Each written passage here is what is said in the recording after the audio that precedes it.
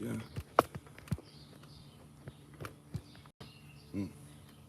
Okay.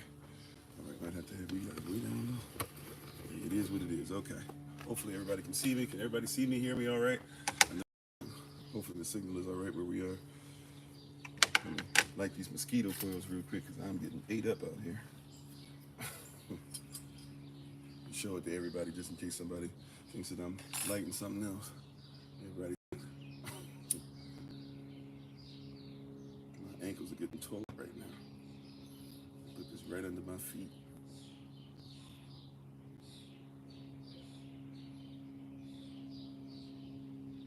I need to start making that spray that we usually make around this season.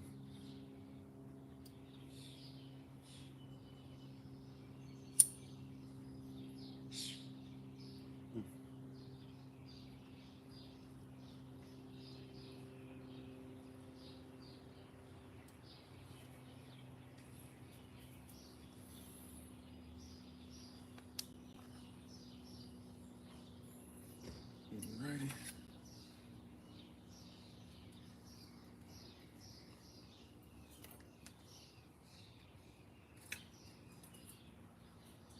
Okay. Ooh, all right. A little bit of relief. They were tearing me up. How's everybody doing? Praise God for you. All right, let's get ready to get into this dynamic word.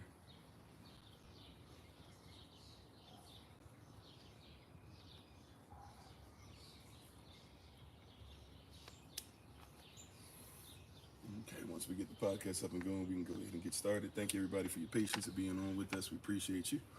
Hopefully, everything is well where you are. Rashan Shalom to everybody. Belated Shabbat Shalom to you. If we didn't see you yesterday, we appreciate you all. Thank you for being on with us. As we're getting closer and closer to Pentecost, praise Yah. June 16th, 6 o'clock p.m. Eastern New York time, physical location, or if you're joining us on Zoom, we're thankful and grateful. We're going to try and have a meeting. I'm going to have to set something up with our staff and see if we can come together, have a meeting about Pentecost and start putting this stuff together. We're thankful and grateful to each and every one of you for being on with us today. Once again, I'm sorry you might have said it already, but can everybody see and hear me all right, wherever you are?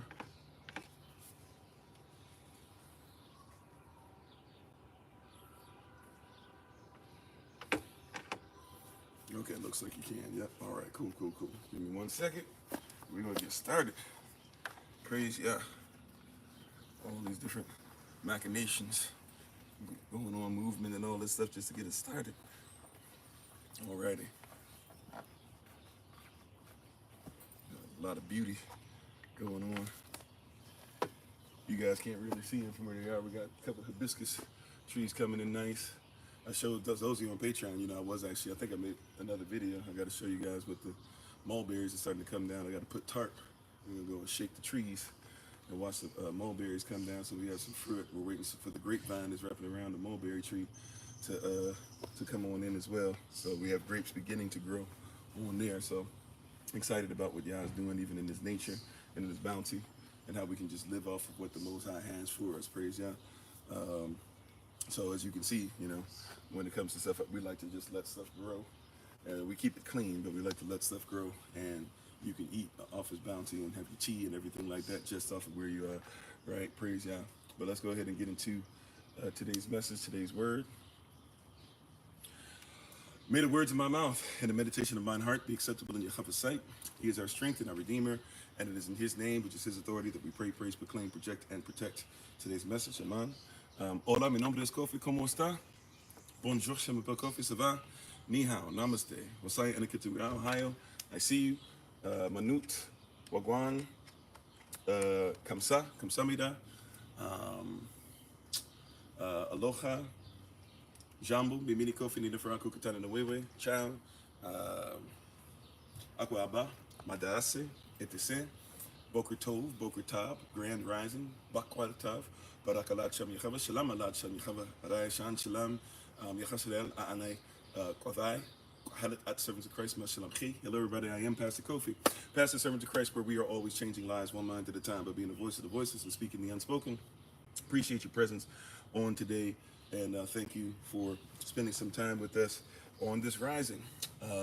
Today is Sunday, and we do this every day, by the way, but today is Sunday, and because Sundays we usually have more time, we do a bunch of different things on Shabbat, but we have a little more time. People usually have a little more time off, and so we go a little longer on Sundays, so we can go about 3 hours, but on Sundays we go even a little longer. It's not a Q&A day. That'll be next Sunday. We'll bring back our Q&A session. But if there are some things, if you just give me a little bit of time, we have several platforms going on at the same time, several devices going on at the same time. But if you'll give me some time, I promise you, we'll try our best to get to your questions and things like that as soon as possible. However, I am directed with a specific word to give. And once again, we give our honor and praise to the Most High. We give our praise and honor to Him for my wife, the Honorable Amma, who lives a life that's able to be honored. As always, you can check her out on TikTok, YouTube, her website, and Pinterest at Bloom and Flourish. Not A-N-D, the letter N. Bloom and Flourish. She is a healer, herbalist, chemist, and biologist by degree. Also, you can email her at bloomandflourish1@gmail.com. And of course, those of you who are already familiar with her products and different things she does for tinctures. Now, this is her business, even though she looks out for the diaspora and the community, but it is a business. So just want you to let that be known, right? We do everything via donation, but this is her business we're talking about. So if you can be ready for that and govern yourselves accordingly. Please don't forget about #SOC to be looking up what your brothers and sisters are doing. I heard from Elder Amma that everything went really well for the women's meeting yesterday. So we thank the sisters for being obedient to that. Ministerial staff meeting was great, was awesome. And we have some stuff to pray for each other and for you all as well. So pray for our ministerial staff that they be able to, have things in their personal life be taken care of. Hopefully you check on them from time to time and see where they're at. How you doing? Vino, appreciate you. How you doing? Thanks for being part of the community. So we'll be talking a lot out of the book of Ruth. So if you want to go to Ruth, I'm not sure where exactly we'll go. Once again, those of you, if you're not familiar with the book of Ruth, by the way, if you're turning there looking for it, it's the 8th book of the Bible. If you're using the 66 books, it's the 8th book of the Bible. So you're looking at Genesis, Exodus, Leviticus, Numbers, Deuteronomy, Joshua, Judges, Ruth. That's how my mom actually told me to memorize it when I was little, right? And how her mother and father taught her as well, right? The Joshua, Judges, Ruth. So if you can get past the first 5, Genesis, Exodus, Leviticus, Numbers, Deuteronomy, then you have Joshua, Judges, Ruth. All right. So if you can start getting into 1 Kings, 2 Kings, 1 Samuel, 2 Samuel, 1 Chronicles, 2 Chronicles, all that stuff, that you've gone too far, right? So Genesis, Exodus, Leviticus, Numbers, Deuteronomy, then Joshua, Judges, Ruth. How can you increase your Sagittarius gift? I'm not sure if I'm be able to be the person, in all honesty, to answer that. I would come from a different cultural point of view. Sagittarius is something that's even copied off of Kemet, and then from Kemet to Cush. And I would be dealing with it from the 12 nations, what people call the 12 tribes of Israel. So I would be coming from a different point of view anyways, different stone set, all that stuff. So just letting you know, I'm not trying to just deny your question. But so once again, we're going to be going to the book of Ruth, or Lavat, even is how you would actually say her name, Avda, but we'll go to the book of Ruth, and we'll just see what the Most High has for us there. And I'm excited about the theme, the motif that He has for us on this day. Basically we're on track for everything. Don't forget, those of you who are do early rise Bible study session with us, that'll be tomorrow at 6:30 a.m. Eastern New York time before we go into our live session. I think it's Minister Dr. Tamar giving the word tomorrow on the Zoom, but we'll see. All right. But thank you, everybody. Appreciate you. Let's say hello, everybody, real quick before we get started. How's everybody doing? How you doing, Auntie Marion? How you doing, Donovan? How you doing, Sister Renee? How you doing, Beck? How you doing, Cultural Prospect? How you doing, Stephen? Deborah, Sherry, Yas Firstborn, Sister Monica, Etherin, Midnight, Sister Iska, Critical Thinker. You said, this is Fred Hampton reincarnation. Well, I'm definitely not Fred Hampton reincarnated, but I don't deny the greatness of what Fred Hampton was trying to do for our people. How you doing, Chantel? How you doing, Sister Iska, if I didn't say so already? Thank you for those who like, share, subscribe, hit the notification tab, all that great stuff on all the platforms we're on. Everybody on the podcast, everybody on Facebook, YouTube, TikTok, we appreciate your presence. How you doing, Charles, the OG, Triple OG? Hey, how you doing, Anthropomorphic? User 4461, etc. Darius, Sister Mignon. Thank you so much, Sister Iska. We're glad to have you here to learn. How you doing, Lance? How you doing, Zahara? Everybody, come on in, come on in. How you doing, Big Brother Thomas? I haven't had a chance to look at the link you sent me, but I shall. How you doing, Derek, Burnell, everybody. Minister Yasav, Linda, Derek, everybody. Come on in. Jacob, Big Roy, CT, Yaquam or Jacob.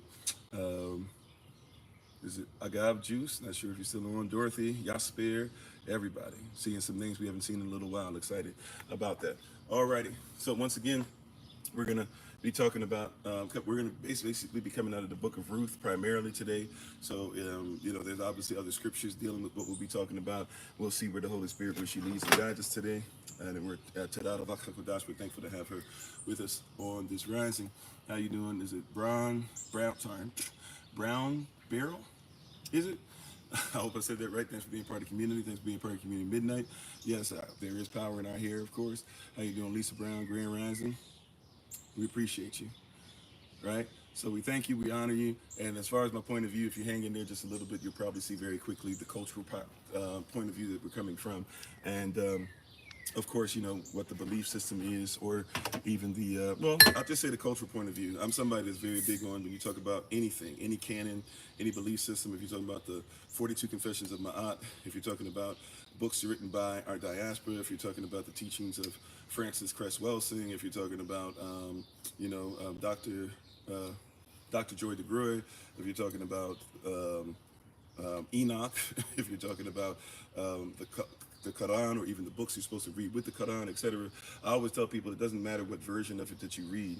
Like, people will ask me all the time, what version of the Bible do you read? And I'm very quick to say, and some people think it's a cop-out, it's a reality. It doesn't matter what version of the stuff you read if you don't know the culture.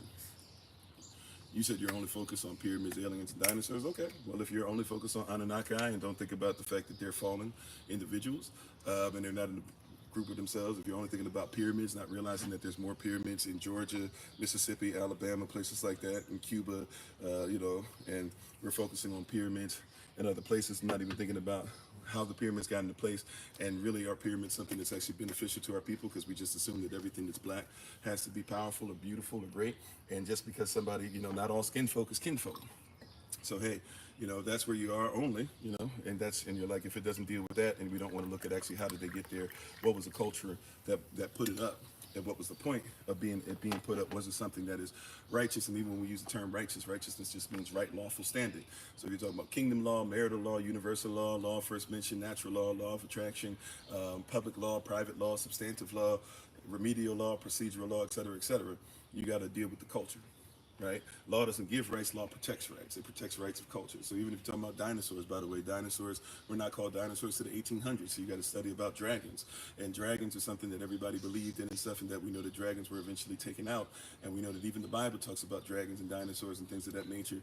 So once again, I'm going to come from a cultural point of view. If people aren't gonna look at it from a cultural point of view, you're just saying, I'm gonna take everything and try to take pieces in that, you're gonna have a dishonest conversation from the point of view that nobody, and all this stuff, like even in the Bible, for example, everybody says everybody is God's child. First of all, the people who wrote the Bible don't believe in a God, because God is from another language that says you can make whatever you want to be worshipped. They worship Elohim, which you call Elohim sometimes, and Elohim is a oneness, right? And is three manifestations in one working together at all times. So when you're talking about any of these things, once again, you got to come from a cultural point of view. If somebody's talking about natural law, things like that. But anyways, we're going to go ahead and get into this stuff. I'm going to be obedient to what I'm sent to do. Hopefully it's something that you can learn from or glean from. And if not, hopefully you have a great day. How you doing, Minister Tamara? And thank you for the love and everybody who's on. So we're gonna say our Bible pledge real quick. If you have your Bible, if you want to put your right hand in the air, if you feel comfortable doing this, or you feel comfortable putting your device in the air and just repeating after me, feel free to do so. The Bible pledge goes like this: This is my Bible, this is my sword, and this will I trust.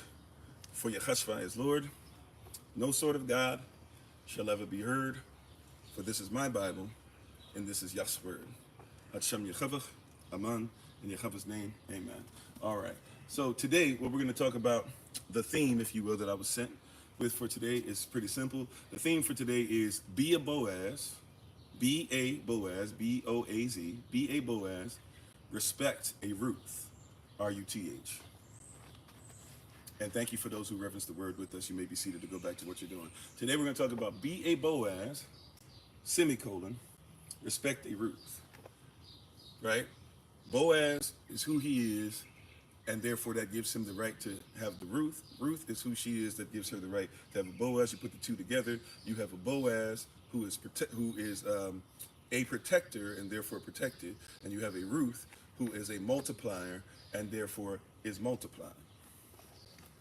Be a Boaz, semicolon, respect the Ruth. Right? Be a Boaz, respect the Ruth. If we can get this concept down, this will bless so many people where you are. It's not even funny. The barak that will come with it will be exponential. If we be a Boaz and respect the Ruth. These two are who they are and unapologetically who they are. If we can start off even with that. How you doing, Sister Dawn? How you doing, Sister Cassandra?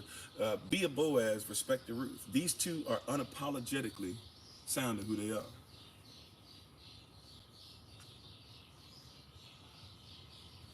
Right? Be a Boaz, respect the Ruth.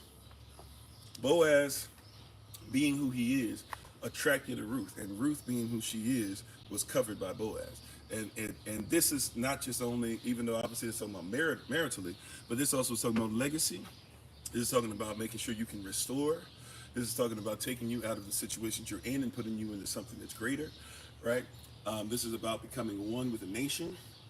We only think about Ruth kind of sort of just being like, hey, you know, she was somebody who followed Naomi, and because she followed Naomi, she got blessed. We don't even talk about Boaz that much, right? He's just kind of the dude that's in the room. Like a lot of men sometimes feel like in relationships.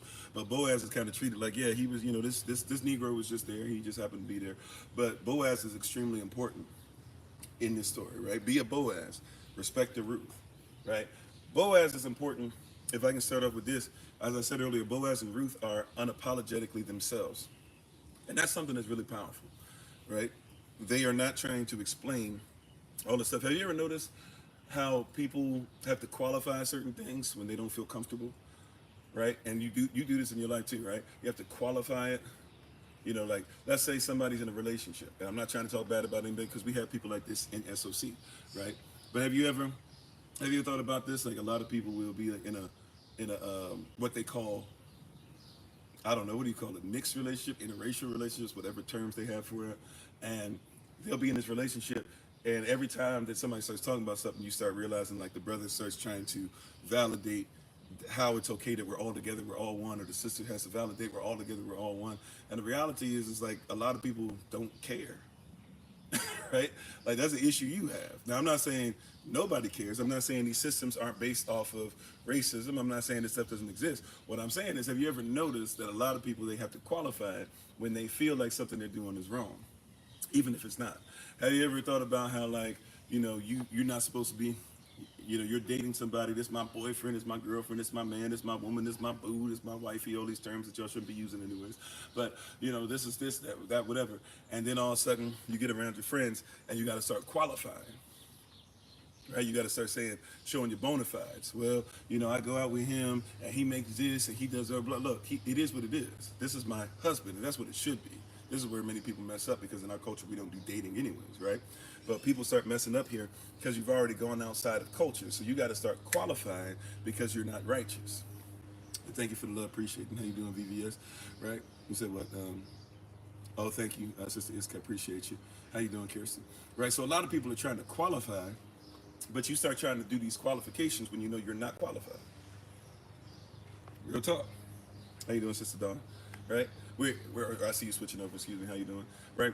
We're in a situation we know we shouldn't be in, but you try to start telling everybody why you qualified. How you doing, Sister Kimberly? This is why I got this man. This is why I got this woman. This is why blah blah. Like, you ain't have to say none of that. If it's righteous, it's righteous. Is it righteous? Is it righteous or ratchet? Right? Some people want to be righteous and ratchet. If it's righteous, if it's in right lawful standing, you don't have to say anything. You don't have to give me all the reasons why. Now, when people start qualifying, now you should make sure that they're qualified. If you know that they're qualified according to the word, you should have to do that. See, Boaz didn't have to qualify himself. It is what it is, right? If I am the man of Yah that I claim to be, then I am what I am. You can try to tell me why it's not qualified. You can tell me why I shouldn't wear this. You can tell me why. Look, everything that I do, I recognize there's no coincidences, and I recognize that everything is lawful or unlawful. I've studied, I live it. I live it so well that who cares what somebody else would say about it from the outside? I'm confident on the inside of who I am and whose I am. So therefore, it matters to me what is thought of me, but not by everybody else. As long as the Most High, Elohim, is all right with me, and as long as my wife is all right with me, everybody else, you either get in or get in and fit in, or get out and fit out. But a lot of people, they're trying their best to tell you you're qualified. Look at these qualifications on people's titles, right? You can't just be, you just can't work for the company. You've got to be the assistant secretary of the vice president of the president of the CEO of such and such company. No, if it is what it is, just be, this is what I am. I don't have to have all these extra qualifications. Am I great at what I do or not? I have to be the greatest presiding prelate over the teachers of No. Are you a great teacher or are you not? This is one of the things, just right off the top, just some simple observation and looking at the text of looking at the scroll of author of Ruth, that we see right from the jump that it's very simple. It's very simple who Boaz and Ruth are, right? And they're not worried about hitting all this stuff. Matter of fact, here's the thing that we should respect about Ruth. Even for those of you who would not know if you're qualified or not, you know what qualified looks like. Remember, today we're talking about be a Boaz, semicolon, respect to Ruth. Ruth has been with Naomi. And even though Naomi is torn and Naomi's ready to give up, Ruth would not allow Naomi to give up, nor will Ruth allow Naomi to just kick her out and have her go back. Why? Because she's been under Naomi's standard for so long, and Naomi's sons had a profound influence as well, right? And she's been under the standard. How you doing, Brother Jermaine? She's been under the standard. How you doing, Prince? She's been under the standard for so long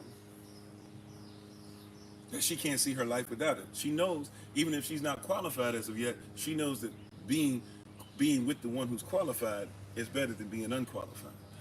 And her staying connected to one who's qualified is what then qualifies her for marriage, qualifies her for motherhood, qualifies her to be part of the lineage that brings about Yehoshua, the Messiah. So even when she says, I'm not qualified, she says, you know what? I'm not going to let you become unqualified because you're my example. You're my example. You're the one that I look up to, right? Don't send me back. She says, I don't care what you say. She says, I'm going with you and your people. That means nation. Remember, person is singular. Persons is plural. People means a nation. You can have a bunch of persons and they not be a nation. And she says, don't send me back to my nation. That's not my nation anymore. I know they're not qualified. It's all right for me to leave something that might have been my tradition, might have been what I was raised in, but I've been in something that's greater, and I'd rather than go back to it just because I can say that I got these blood ties to it. I want to make sure that I'm covered under the blood, so to speak. Right? And she says, so your people shall be my people, your nation shall be my nation, and your Elohim shall be my Elohim. Why? Because if that's what shaped you, then that's what will shape me.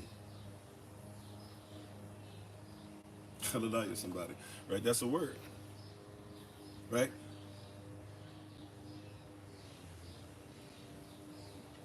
She makes it clear today.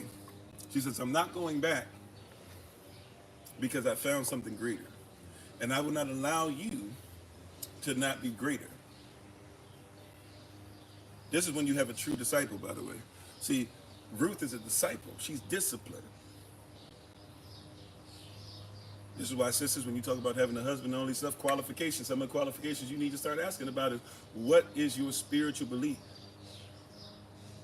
Are you a covering? Boaz is a covering. When we meet Boaz, or when we first hear about Boaz, we really hear about him from the fact that he supplies needs to the people. If he can supply needs to a nation, how can he not supply needs to a wife? This is why every husband in our culture should have a work. Before he's given a worth, he should have a work. His worth comes through his work, not his job, even though sometimes you might be blessed with your toil, your job, and your work come together. But we don't look at him in how much money he makes and this and that, even though he has to be wealthy.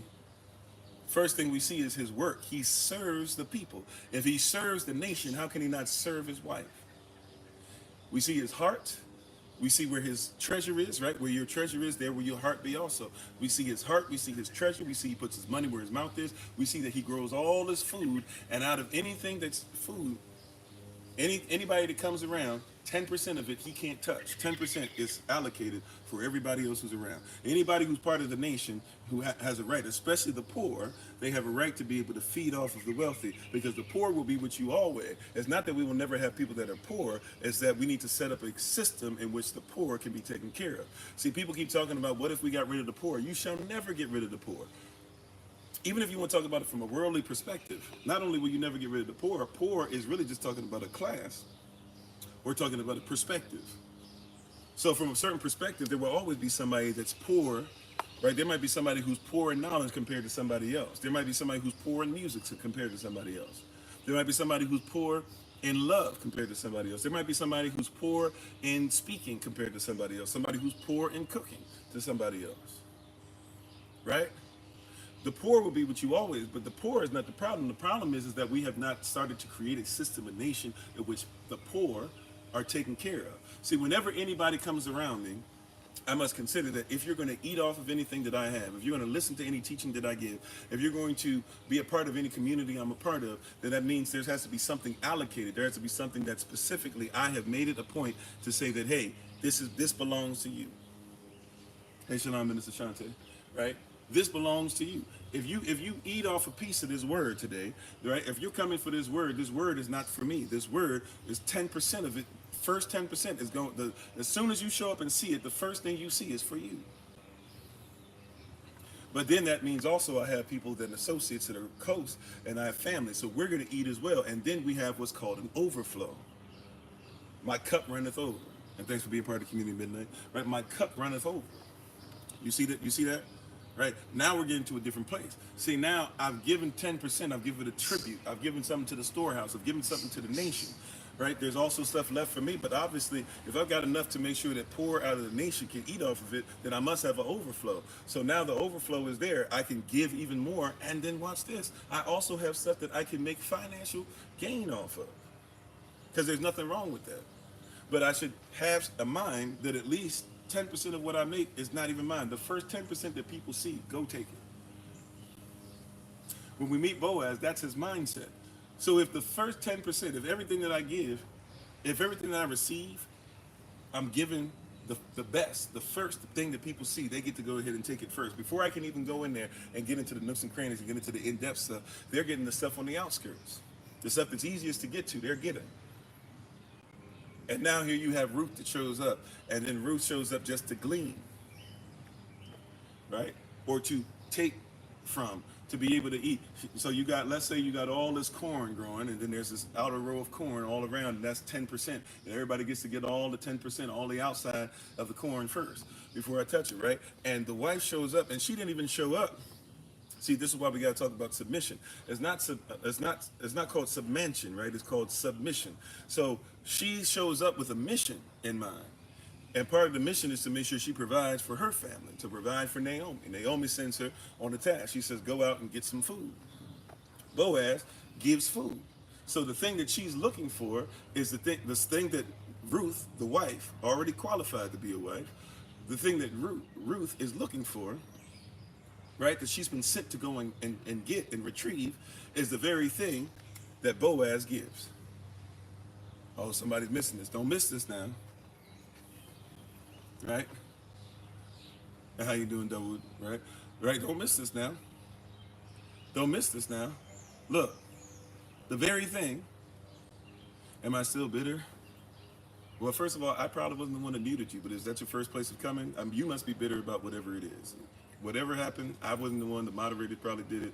If you're willing to listen, feel free to listen. If not, have a great day. I don't comprehend what's going on. Right? It seems like you have a challenging spirit rather than a listening spirit, and that's fine. Challenge the word, but don't challenge the word just for the sake of challenging it. Challenge it because there's an actual point to the challenge. Am I saying something that's wrong? If so, then just mention what you think that I'm saying is wrong. But we can start off with the shalom, hello, like shalom, peace be upon you, something. Right? That shows what's going on. So hopefully everything's well. I'm teaching. Right? I'm not sure. I think I recognize your name, but I'm not sure what you're talking about. Either way, though, right? So Boaz is giving what what Ruth needs, and Ruth is looking for what Boaz gives. Is that having to do what I'm talking about now? If you want, you can wait a little bit if you're patient enough, right? As far as the challenging, just of all knowledge that I have of anything that I've said, is what I'm saying in Ruth right now. Help me to figure out how that's helping with now. This is probably why you got muted before, because you want to take over and say if everybody doesn't stop, right? So I'm just letting you know, I'm not in charge of that. The moderators are. I'm asking the moderators to chill out a little bit. They're being patient with you. But, you know, if you're going to come in, at least listen to where we are. Doesn't seem like that's your heart. Right? And if it's not, and you feel like that makes you more righteous, once again, scroll on and have a great day. Okay. That being said, so Ruth is coming looking for something. And like we're even saying, Ruth is coming looking for something. And Boaz provides what it is. Now, if you're looking for something and I can't provide what it is, then scroll and look for the Boaz that you can get it from. Right? But we must recognize who we are and never come out of what you're sent to do or called to do. Boaz is being somebody who's following the law and is taking care of a nation. He recognizes what Ruth's done because he hears about it from family and from people that would know, because Boaz and Naomi are actually family, blood family. And he's attracted to Ruth because of the fact that Ruth respects the culture. Be a Boaz, respect the Ruth. Can you see where the two are coming? And we're dealing with a lot of people who don't want to be Boaz or Ruth.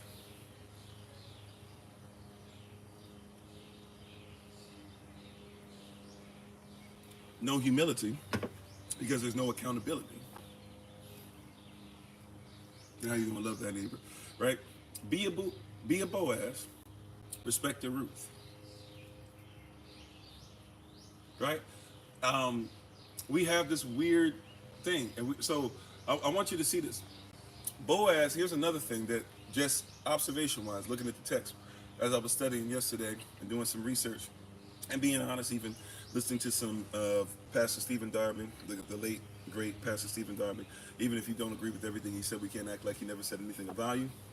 And just listening, studying, researching, when I was looking at this stuff, I started to realize that Boaz, now hear me on this, I started to realize and recognize that Boaz was also somebody who's protected by his community. Right.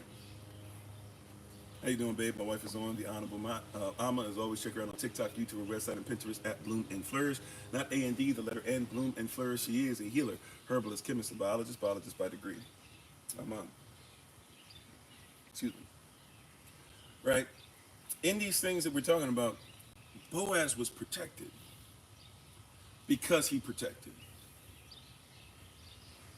Boaz is respected. Men want to be respected, right? They want to be heard. He's heard because he hears. Boaz gets fed things by the community because Boaz feeds the community. Are you catching it? Right? Boaz is given honor because he's honorable. Boaz makes sure that everybody eats before he does, so therefore, why would they not make sure that they give him certain things before they get it? I'm trying to help somebody. Right? Because we have this weird thing where it's like, just respect me. I'm going to come in here. I'm going to tell you all the knowledge. You're just going to listen to me. Time out. First things first. Are you a Boaz? Be a Boaz. Respect the Ruth. Are you a Boaz? What do you give to your community, to your society? How you doing, Sister Sheena? What do you give to your community? What do you give to your society that allows your society to say, we got to protect it? Let's go to the world. You know why? You guys are going to make sure, some of you, until the day that you die, are going to do everything you can to protect the wicked system and the beast, and to make sure that they do all this stuff because they feed you.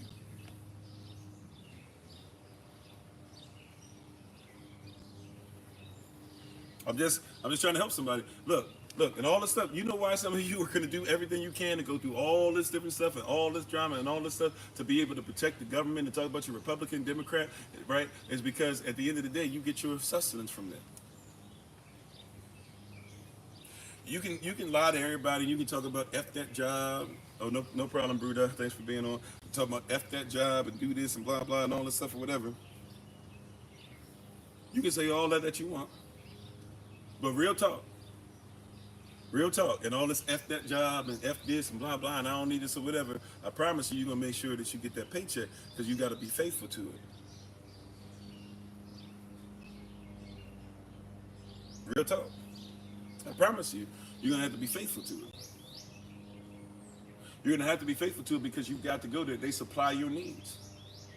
And so as much as you swear that you don't need it and you say the government doesn't matter and they're the beast, but you're going to be tied to it because you think that's the only place your sustenance comes from. I'm not trying to get on you. I'm not trying to say you don't have the right to ask for government assistance, this and that. We praise y'all that it exists to a certain degree. But what I'm saying is that one of the things that has hurt men and women, to be honest, right? But I'm gonna focus on the brothers. One of the things that has hurt our diaspora, that has hurt our men more than anything else, is the fact that our sisters have been told that they are supposed to look to their handler more so than to a husband. And men have decided, therefore, that they might as well just continue to be breeding stock rather than to be husbands. You should have to be even when you're retired. You know, government assistance. Yeah, and even that's a little different, but still, yeah, same vein, right? But think about that. That's the reality. People want to get mad. They want to get upset. I'm just trying to tell you the truth, right? Whoever's paying you is who you're going to be dedicated to. That's why you have to be careful with all these allies, because allies aren't getting a paycheck from you. They're not in this with you. They're not part of your nation. They're allied to it. But when the rubber meets the road, if a war goes down, they got to protect who pays them. They have to protect who sows into them. That's why some people will never stop being Christians. Salah.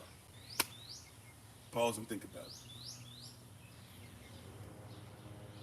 Many people will never stop being Christians because the church pays you something.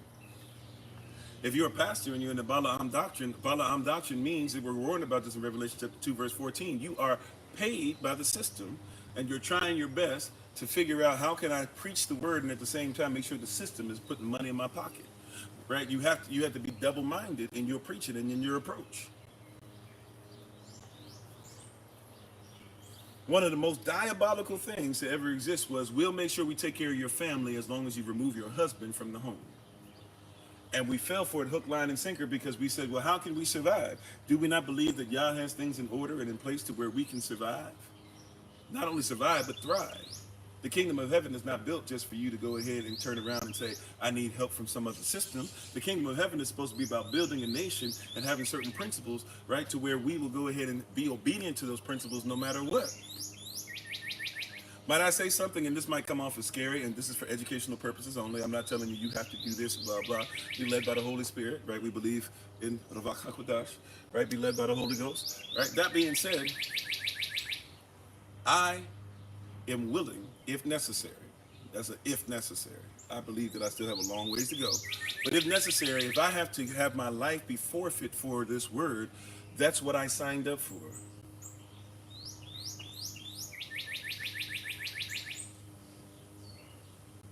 Right? If necessary, if my life has to be forfeit for this word, that's what I signed up for. Right? I'm trying to tell you, because we say this stuff. You guys use God. Some of you use God. But, you know, we'd say for Yah or for Elohim I live, for Elohim I die. How you doing, Sister Nadine? Right? For Elohim I live, for Elohim I die, or I give up my life. Because it doesn't belong to me. Those who will find their life will lose it. This is for educational purposes only. You might not recognize what I mean by that. I'm not saying that I'm looking at the dreaded S word and unaliving oneself. No. What I'm talking about is that this thing that you see here, that you call life, the breathing, my soul, my mindset, my lifestyle, the way I look, even what I dress, how I dress, it no longer belongs to me. It's not my decision. I'm not in charge. This is one of the deepest statements I've ever seen as a pastor, right? And this is a personal statement I'm talking about. One of the big personal statements I've ever made, which really I was taught by the Most High, was that I am not in control of anything. And when I realize I'm not in control because I follow a greater law than my own, that means I'm controlled by something that is greater than me. How are you going to help people outside of yourself and you don't follow anything greater than yourself? How you doing, Big Roy? Come on, somebody, right? And so Boaz has wealth because he follows the law. And the laws and the principles that he follows allows him to have something greater than himself. That's why he has an overflow. And Boaz is protected because he gives. Watch this. We're so busy giving to everybody else's community, everybody else's stores, everybody else's finances. And so then we turn around and say, why aren't we doing well? We had all these people. This is one of the biggest problems with churches that exist and still exists. Has ever existed, still exists, and will continue to exist as people go to service today and next week and the week after. One of the biggest problems, even in camps, one of the biggest issues that we have in your mosque, in your temples, whatever you want to say, in your personal life, whatever, is that you have been told that you come together and you have these things, but nobody ever told you to sow into your own. How is it that we, in our community, you don't really see this in anybody else's community, by the way. This is something that I noticed, right? In our community, it is not foreign at all for you to see a church and then a liquor store, right? To see a church and then not go too far down, you see a strip club. To see a church and go not too far down and see businesses that have nothing to do with your people. To have a church and nobody in the church does business with each other. It is not foreign. This should be completely foreign to us, but it's not foreign at all. See, even if you want to go to the black church of the early 1900s, the late 1800s, right? Read a book by Dr. Forgive me, who wrote The Miseducation of the American Negro? Dr. And if you will, that's like the genesis of your black history, if you will. If you want to like have a starting book. What is that? Somebody help me out. The Miseducation of the American Negro, Dr. I'm trying to say Neely Fuller Jr., that don't even make sense. Dr. How you doing, Javier? Somebody help me with that in the comments if you can. Who wrote that book, Miseducation of the American Negro? I don't know why I'm having an issue with that, right? Dr. Carter G. Woodson, thank you, Minister Tamer. Yeah, hey, go look at the history of the black church that he wrote. Thank you, yeah, thank you, appreciate you. Go look at what he wrote about that and see how the black church was the hub. That's why you come to your pastors for everything, because it used to be that the pastor was an assembler, right? That's what Helet even in Hebrew means, or pastor in Hebrew means, is an assembler. There's no congregation, it's called an assembly. He's the assembler of the assembly. The assembly was supposed to come together. The height of it was your Sunday worship. For those who did Sunday worship, a lot of people don't realize there were a lot of Israelite services in churches back then too. We don't talk about that though. But if, let's say Sunday was your day of worship, that was the height of your worship. And you spent all day with each other, and you blessed each other, and you prayed. But during the week, you still had not services, right, that you showed up to, but you gave service. How you doing, Sister Jonaki? How you doing, Lisa? Right? You gave your service. So the deacons came to your house all week. That you didn't just see Deacon so-and-so on Sunday or get a call from him every once in a while. Right? The pastor was a Levite. He did everything he did was for the community all day, every day. Your children went to, see, watch this. Your Sunday schools, you think they're only for Sunday. It used to be that was a school, right? Sunday school was what everybody did on Sunday, but there was a school that was at the facility all year. See, now you see other groups of people doing the same thing, and they make a whole bunch of money off of it. But your children went to school there because they couldn't go to other schools. So why not educate your own children? Can I see? I'm sorry. Yes, I can see somewhat. I'm sorry. Did I miss something? I apologize. How you doing, Sister Tanisha? Yeah, how you doing, Sister Donna, if I didn't say so already? See, you have to realize and recognize, right, that, well, you said be from Christian to Allah. Well, Christianity is not even biblical, right? So I don't need to worry about switching, because I would have to become a Christian and go into falsehood, so that then I could go ahead and try and switch over to the Quran, which even people who read the Quran aren't even necessarily doing what the Quran says anyways, right? Because a lot of stuff is there. You're not even looking at the other books that go with the Quran, because Muhammad himself rarely even speaks in the Quran, and you have to go and look at people that walk with him, like Mansa Musa's big brother, Abu, you know who I'm talking about, sorry.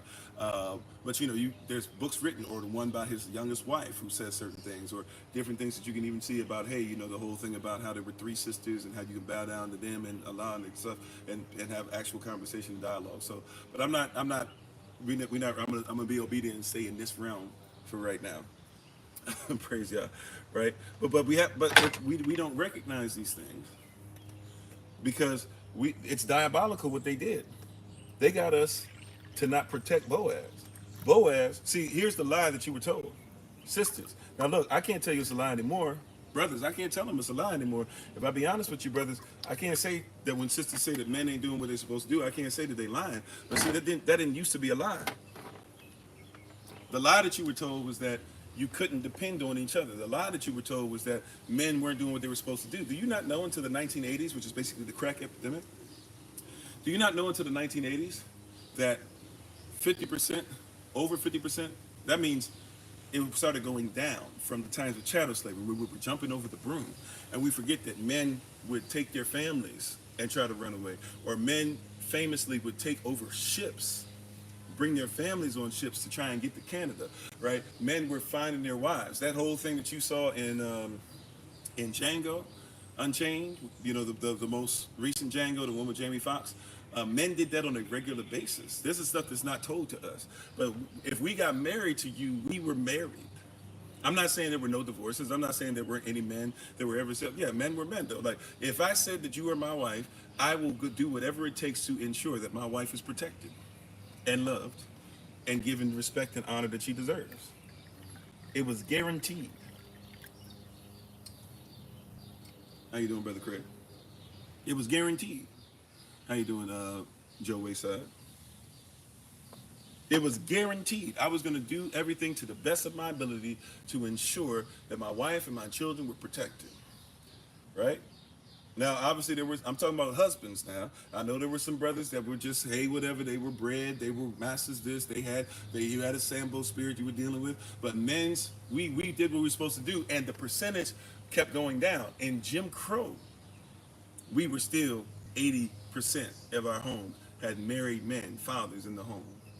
You keep going down. It kept going down. And then when you got to, see, and they had already started putting in programs where, hey, if you want money, you got to stop dealing with your husband. The reward from the world is greater from not having a husband than it is from having a husband. It's greater not being married. You get more reward from fornication and adultery and having children, even children out of wedlock, than there is to making sure that you build strong families and strong nations.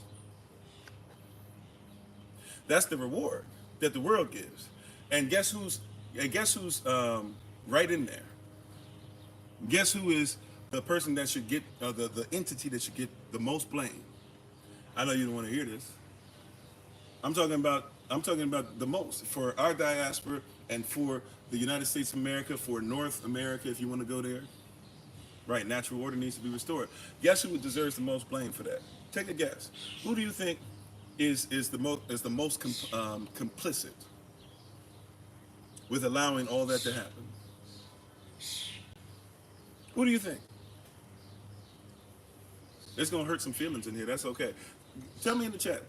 Who do you think? The government? Sure, but who is complicit with the government? You can say the men. I won't even go there. Right? Obviously, we have some men that have fallen for the okie doke, but that's because they were taught. It only takes one generation, right? You get the generation that's dealing with the stuff. You change how they teach the next generation, and from that point on, they're not even in their stuff. You said we're getting closer. We're getting closer. Who do you think, out of all these people, out of all these organizations that are around? And I'm sorry, Drip with the Mania, how you doing? I didn't say hello earlier. It's the church.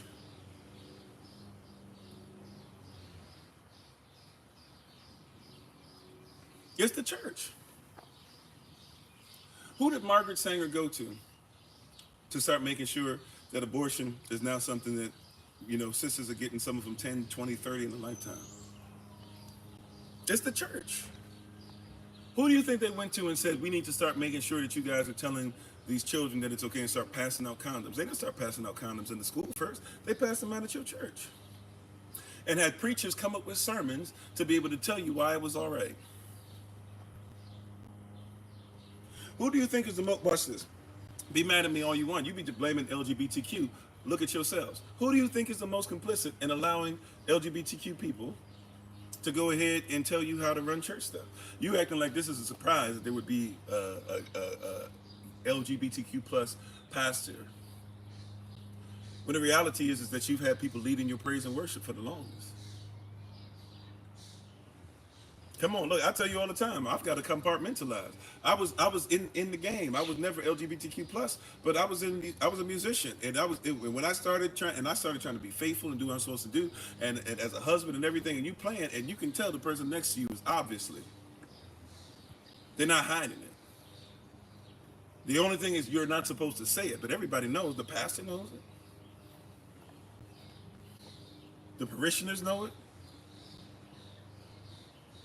Come on now. Do I got it? I don't want to start putting people on blast. I'm gonna put okay. Holy Spirit said we can put some names out there. These are some names that shouldn't be a surprise to anybody. Matter of fact, I can't even recall the brother's name. Oh, Donald Lawrence. Donald Lawrence got some great music. You can't tell me he doesn't. But we ain't gonna act like Donald Lawrence ain't a little sweet. That's just, you know what I'm saying? Like, fine, let's get back to Eden and live on top of the world. But if you hang out with Donald Lawrence, you know what time it is.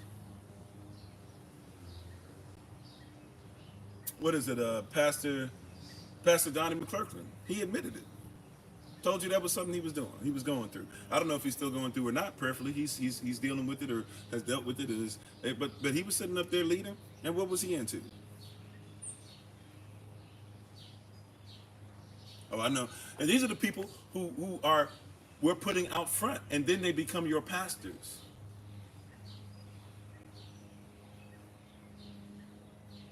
Ty Tribbett just in 2023 and in 2024 finally has come to the realization that the church is not a building, and is preaching that like that's new. Ty Tribbett was out there cheating on his wife. I'm not going to act like, look, nobody's perfect. I listened to David. David clearly had a problem with women, right? Clearly, to say the least. David clearly had a problem with women. I'm not saying that they can't give us anything of righteousness at all, and thank you for the love. But at the same time, let's not act like we blind to this. Come on. I say this name a lot because it just comes up because he's wilding out here. Pastor Jamal Bryant. Look at his history. Look at his history with his wife. He's not married anymore, but look at his history with all the babies that he had that A word that rhymes with extortion taken out and stuff like that. Look at how now he's saying that we owe the LGBTQ plus community an apology. So is Sarah Jakes, by the way. Nobody talking about her. She's protected. We're not supposed to touch her and say anything, but owe him an apology for what? Now, if you're saying owe him an apology because we told him that they were riffraff, this and that, or whatever, but I beg to differ. See, we probably did them a disservice, but the disservice was not telling them and teaching marriage and teaching righteousness and keeping purity, and not going ahead and let the government tell you that this stuff is happening. Who is leading the attack on yourself more than anybody else? See, but we're preaching it from the pulpit. We're allowing it. We allow people like I'm trying to say Al Sharpton. He's a problem too, a big problem too, right? Reverend Al Sharpton. But what is his name? Reverend Ike. Reverend Ike didn't preach Bible. He didn't preach word. He didn't preach truth. Got y'all talking about I am is the name of God and stuff like that, and he got that from somebody who doesn't care about our culture and told you shouldn't give. Excuse me, I'm quoting him. Okay, this is I know pastors aren't supposed to use some of these words, but I'm quoting him. He said this from the pulpit, anyways. If you ain't have a problem with him saying it, I don't know why you got a problem with me saying it. He said that you shouldn't give a damn about what anybody has to say about you. Be who you're called to be. Be your authentic self. While his hair was fried.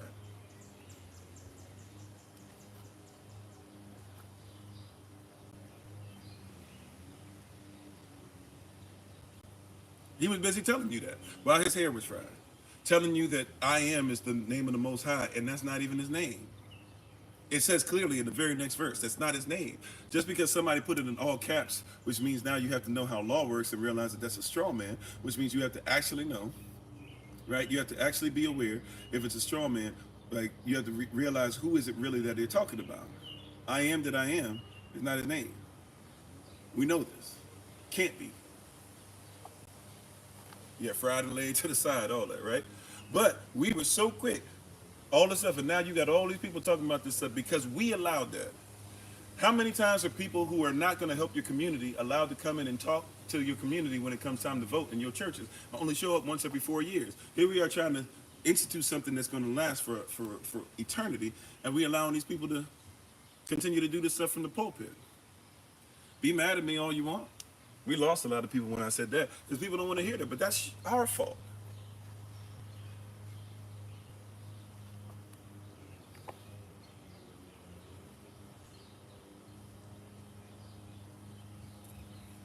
Okay, I see.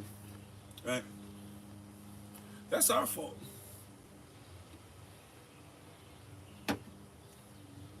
That's on us. We saw this stuff happening right in front of us. Look up how James Cleveland lived his life. Why would you allow that to? Look at how, and forgive me. See, these are people, I listen to these people, but I know how to compartmentalize. I'm not going to look at Molly Music. Molly Music. Man, I'm so flabbergasted. Molly could have become such a movement for young people, but he wanted to go ahead and fit into the world. But look at Molly Music.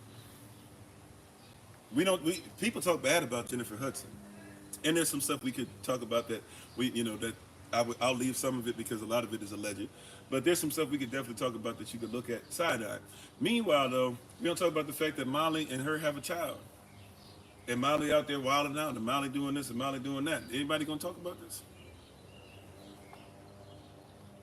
How Molly wants to make sure that he says he leads as many people to Jesus as possible, but at the same time, Molly says, "Don't call me a Christian singer or whatever. I'm a Christian that happens to sing."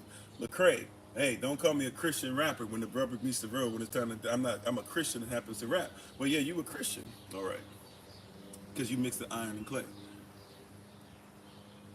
Now, I still listen to these people, but I'm saying you got to compartmentalize. If David sinned, but David still got some stuff I can look at in Psalm, if I read Psalm 23, I would be hypocritical to tell you, how am I going to preach Psalm 23 and then tell you can't listen to somebody that sinned? But David at least repented and said, create in me a clean heart.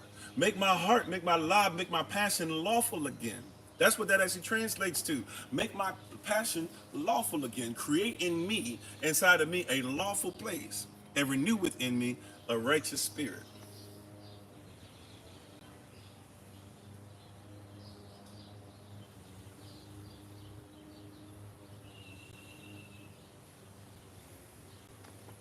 Right?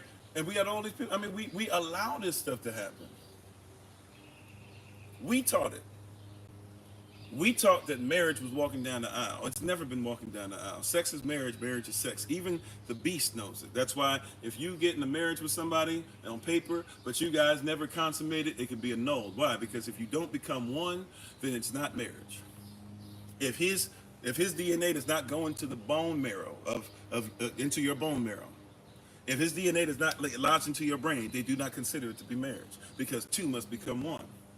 But they allow you to have unlawful marriages anyways because their goal is not marriage. They will let you have as much sex and as much children because it's a fake version of natural law. It's unnatural law. It's modified law. You're under modified legalese trying to figure out how to make it work like natural law. Tell me where they do that at. Amen, moderators. I see you. I see you. I'm going to let you do your job. Right? I only have one correction because I saw them go, but I will let you do your job. Just letting you know. Thank y'all for doing what you do on all the platforms, by the way. Right? We got to ask ourselves, why do we keep allowing this to happen? Why do we keep thinking that if we don't go to a church building that we're not getting a word or that we're not part of the community? You're supposed to be a nation. How are you still an American, this modified American, because we know the original American is a copper-colored person indigenous to the Americas. But how are you doing this modified American thing and yet you say you're in the kingdom at the same time? You're going to have to make some decisions. For Elohim I live and for Elohim I die. Okay, he's watching. You said it. He's watching now. Let me see what she does. Oh, she said, oh, man, she's not even willing to live for me. How's she going to die for me?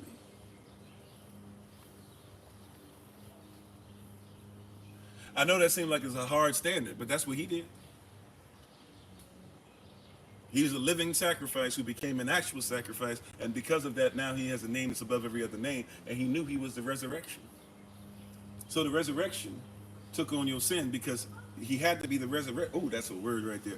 The resurrection took on your sin because he had to be the resurrection in order to go down and come back up. That's a word. I'm gonna have to meditate on that later sometime. He was the resurrection. That's why he could go down, because if he's the resurrection already, whatever goes down must be resurrected. He not only is the resurrection, he was and he forever shall be. So anytime it goes down, I might as well go down under his name, because if I go down under his name, then his name that's above every other name will pull me back up. What are we talking about today? Be a Boaz, semicolon. Be a Boaz, semicolon. Respect the Ruth. Boaz is somebody who was respected and protected because he respected and protected his community. He gave to his community, so his community protected him. He gave to his community. He freely gave to his, watch this now, come on. So you got to realize how bartering happens, right? You do this money thing where you have an in-between, but it used to be I gave you something, a natural resource for a natural resource, and we just gave it. Now you use money that is not a natural resource to represent a natural resource. You've added something to it. Whatever I have, let me freely give it, and if you would freely give me something back in return, I wouldn't have no need for money. Thank you for the love. You hear what I'm saying? Money's not real. Money is a figment of your imagination, just like the United States Corporation is a figment of your imagination. Yeah, but the problem is you have given into your imagination, and you carry vain imaginations. But money is supposed to represent something real. Why not just give what you have and freely give the first 10%? I have to start off my day giving my gift to you. Because if I don't start off my day giving my gift to you, then I'm not going to be able to get something back from you. And somebody says, well, why are you giving, thinking that you should get something back? That's not, even when they teach you that. See how the church has taught poverty? I've been in places where they teach poverty is supposed to be a gift. Poverty, there's no such thing as a spiritual gift of poverty.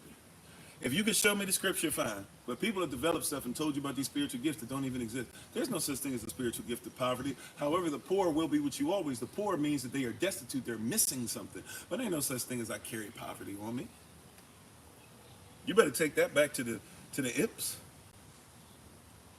You better take that back to the vagabonds that are looking for bodies to go ahead and take over.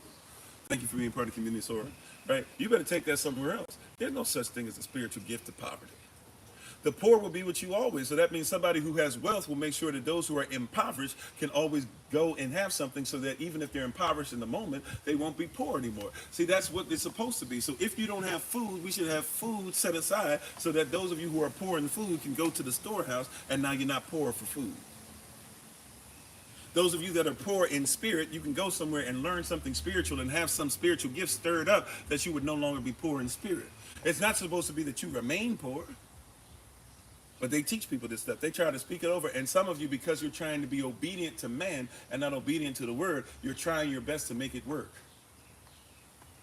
You don't want to let your pastor down. You don't want to let your church down. You don't want to let your family down. If you were to come and say, that doesn't make sense for me to be poor, when the Most High says, I think that I'm poor, but really I am Salah.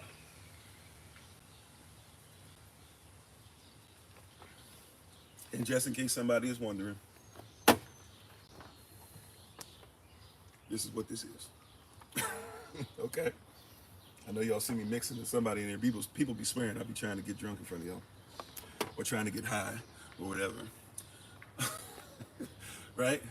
But you think you are poor because somebody told you you were.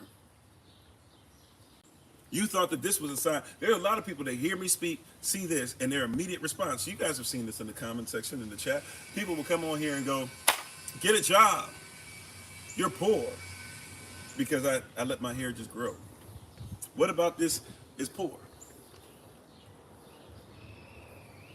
Yeah, thank you, babe.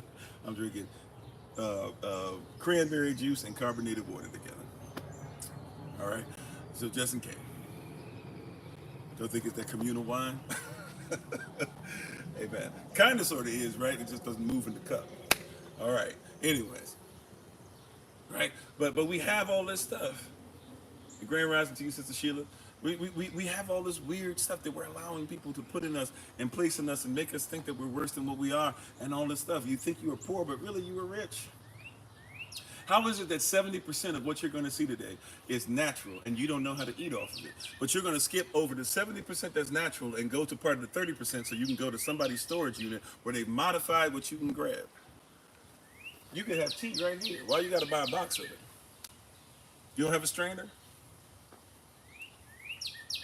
You don't have the ability to heat up your water? Even if you don't have the ability to get some hot water somewhere else. Put it in a pot. Let it sit in the sun. Get it close. Do something. You're paying all this stuff. You got this right here. Right? We got grapes. We have mulberries. We have evergreens. I mean, this is tea. This is stuff. Grape leaves are great for tea. Grape leaves go great with rice.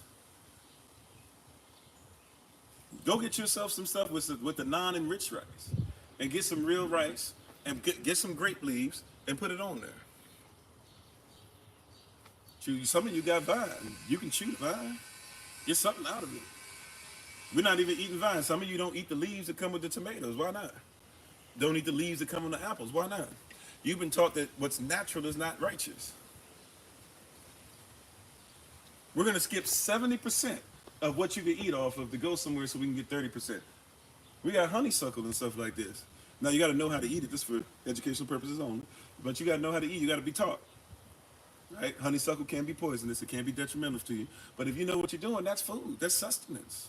Right from the earth. Yah has placed everything around you that you need. The trick of the enemy is that you should go ahead and make sure that you give it to somebody that will modify it. No, grow stuff out so that you can give it to your community. Be a Boaz. And Ruth saw that and respected it. Be a Boaz, respect the Ruth. But we don't protect natural law. How you doing, Prosperous Network? Thanks for being part of the community. We do not protect natural law. So in our not protecting natural law, of course, we must get away from nature. Now, law, once again, it doesn't give rights. Law protects rights. So if law protects rights, but I'm never lawful, it means that I'm always unprotected.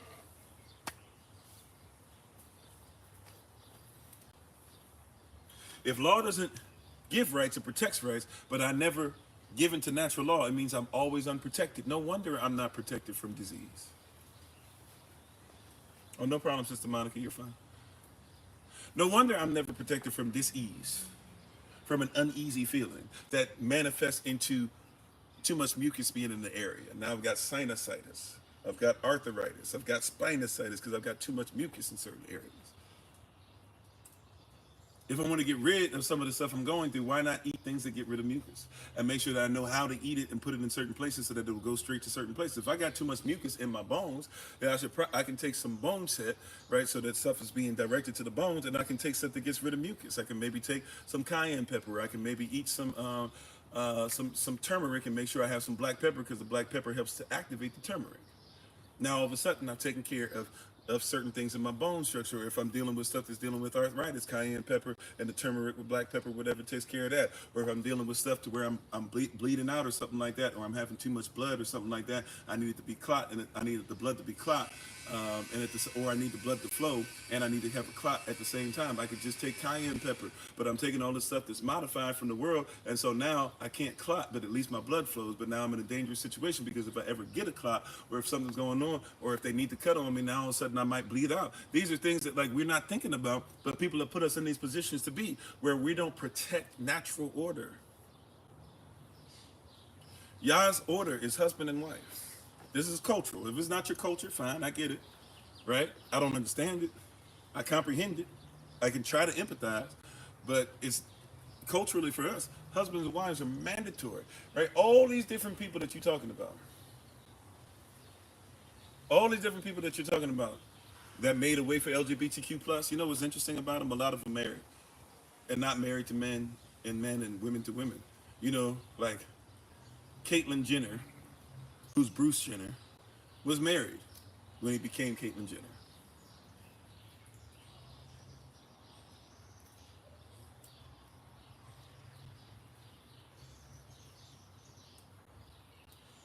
And he's protected not because he's a great person. He's protected because he's a man. If I can be honest with you, I know some of you don't want to hear it. He's protected because he's a white man. If you don't believe me, this whole OJ thing that came up, here's the wild thing about the OJ Simpson stuff. OJ Simpson, and I'll be honest, I don't know who did it or who didn't. I used to lean towards he probably did it, but your system said he was, free, and that's what y'all say your standard is, so be it.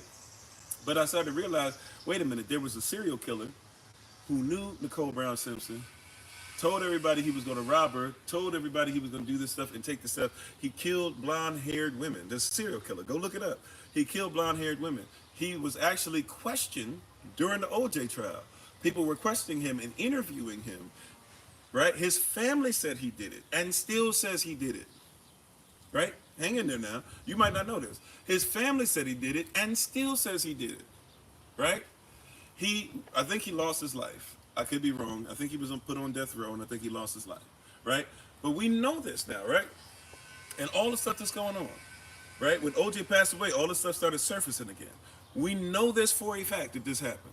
We know that he was interviewed. We know that not more than likely, we know that he knew Nicole, that he was around Nicole, that he worked at the house, that he was trying to rob them, that he had told the family he was going to do so, and we know that he killed at least 5 more women that all looked like her, right? And more than likely what happened was that he came by to rob like he said he was going to, and then all of a sudden when he tried to come inside the house, he saw that the boyfriend was there, and he flipped out, right, and did what he'd been doing. Okay, we know this. This is not made up. This is not conjecture. This is not conspiracy theory. You could look this up very quickly and find a bunch of stuff and go down that rabbit hole if you like, right? That being said, right, OJ dies and the whole world is like, yep, he's so glad, great riddance, including who?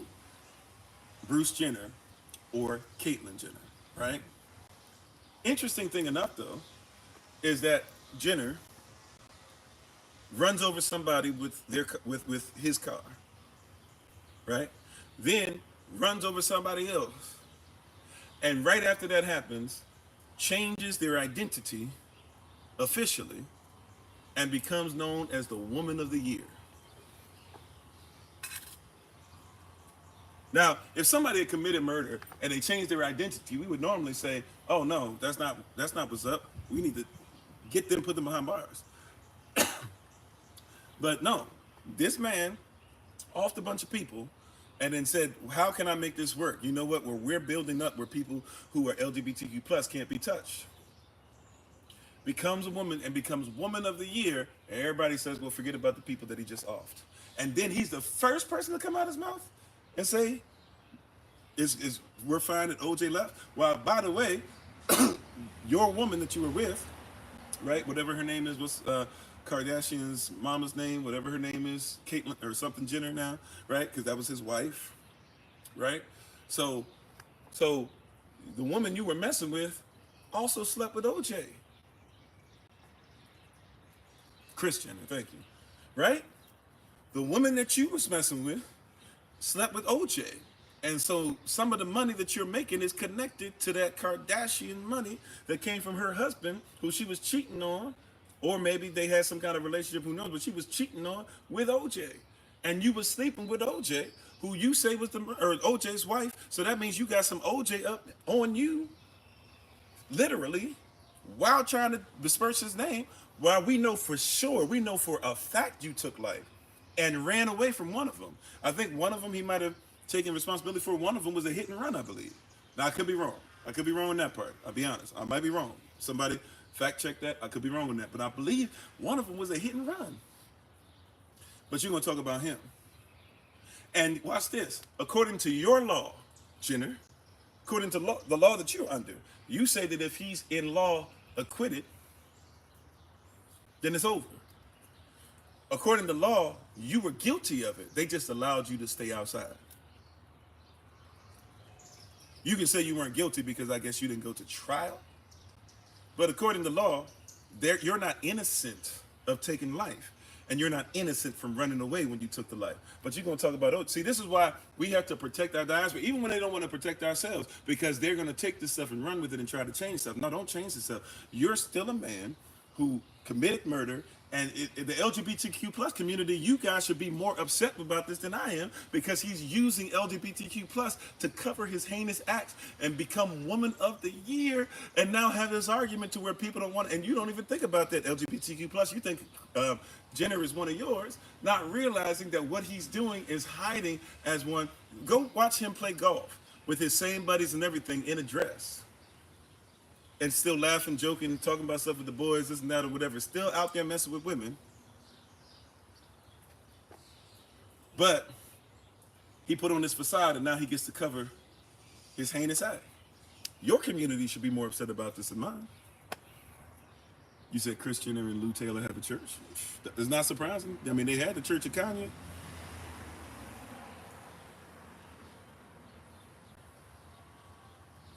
Yeah, I don't know about the P. Diddy portion. You have to teach me about that, baby. I'm not sure I even speak on that. But I'm just saying, right? Like, you have these different things, not even realizing or recognize.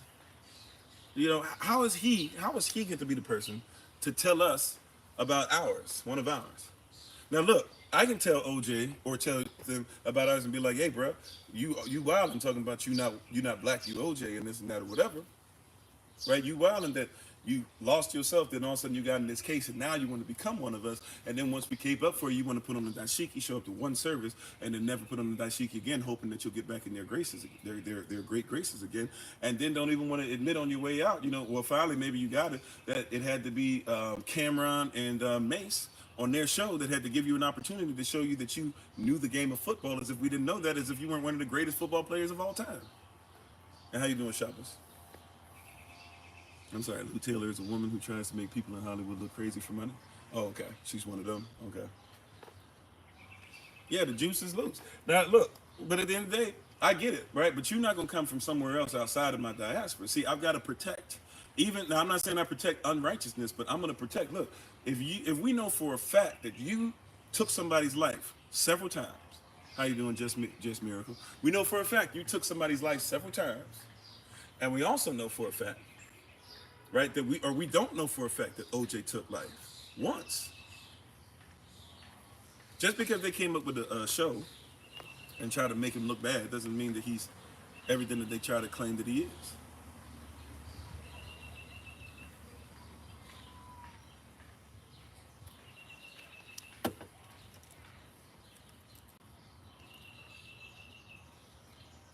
That's according to your standard.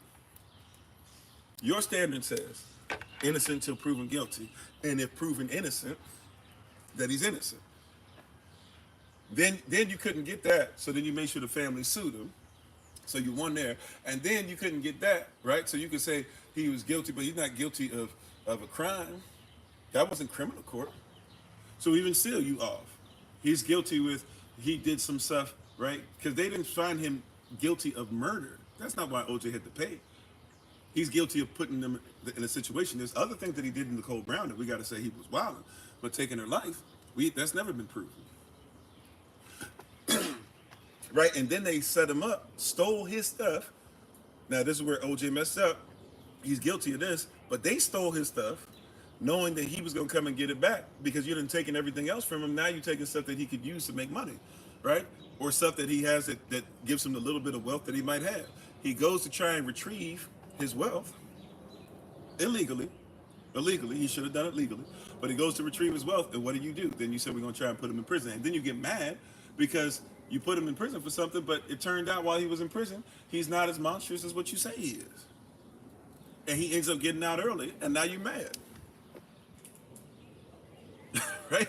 But that's your justice system, not mine. You put that together. If it didn't work the way you put it together, you gotta get that right with your people. Don't let these people get us caught up when we in all these different situations and stuff like that, and we're all over the place, and that they have us fighting against each other. We gotta protect the Boaz that we have. Now I'm not saying he's holy. What I'm saying is there's a lot of stuff that we do that people try to take and change.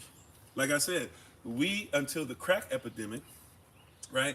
We're still over 50% of our houses had a father in it, had the father living in it, had the husband, not just the father, the husband living in it. And even out of all of the different diasporas that live together in this place called the United States of America, out of all of them, by their statistics, we are still number one in making sure that fathers are involved in the lives of our children. So imagine if we know that we still have an issue with fathers not being present in our children's lives, imagine how many more problems the other people have in their communities.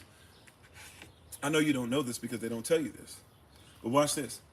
Asian communities, yes, Asian fathers aren't involved in their children's lives that much.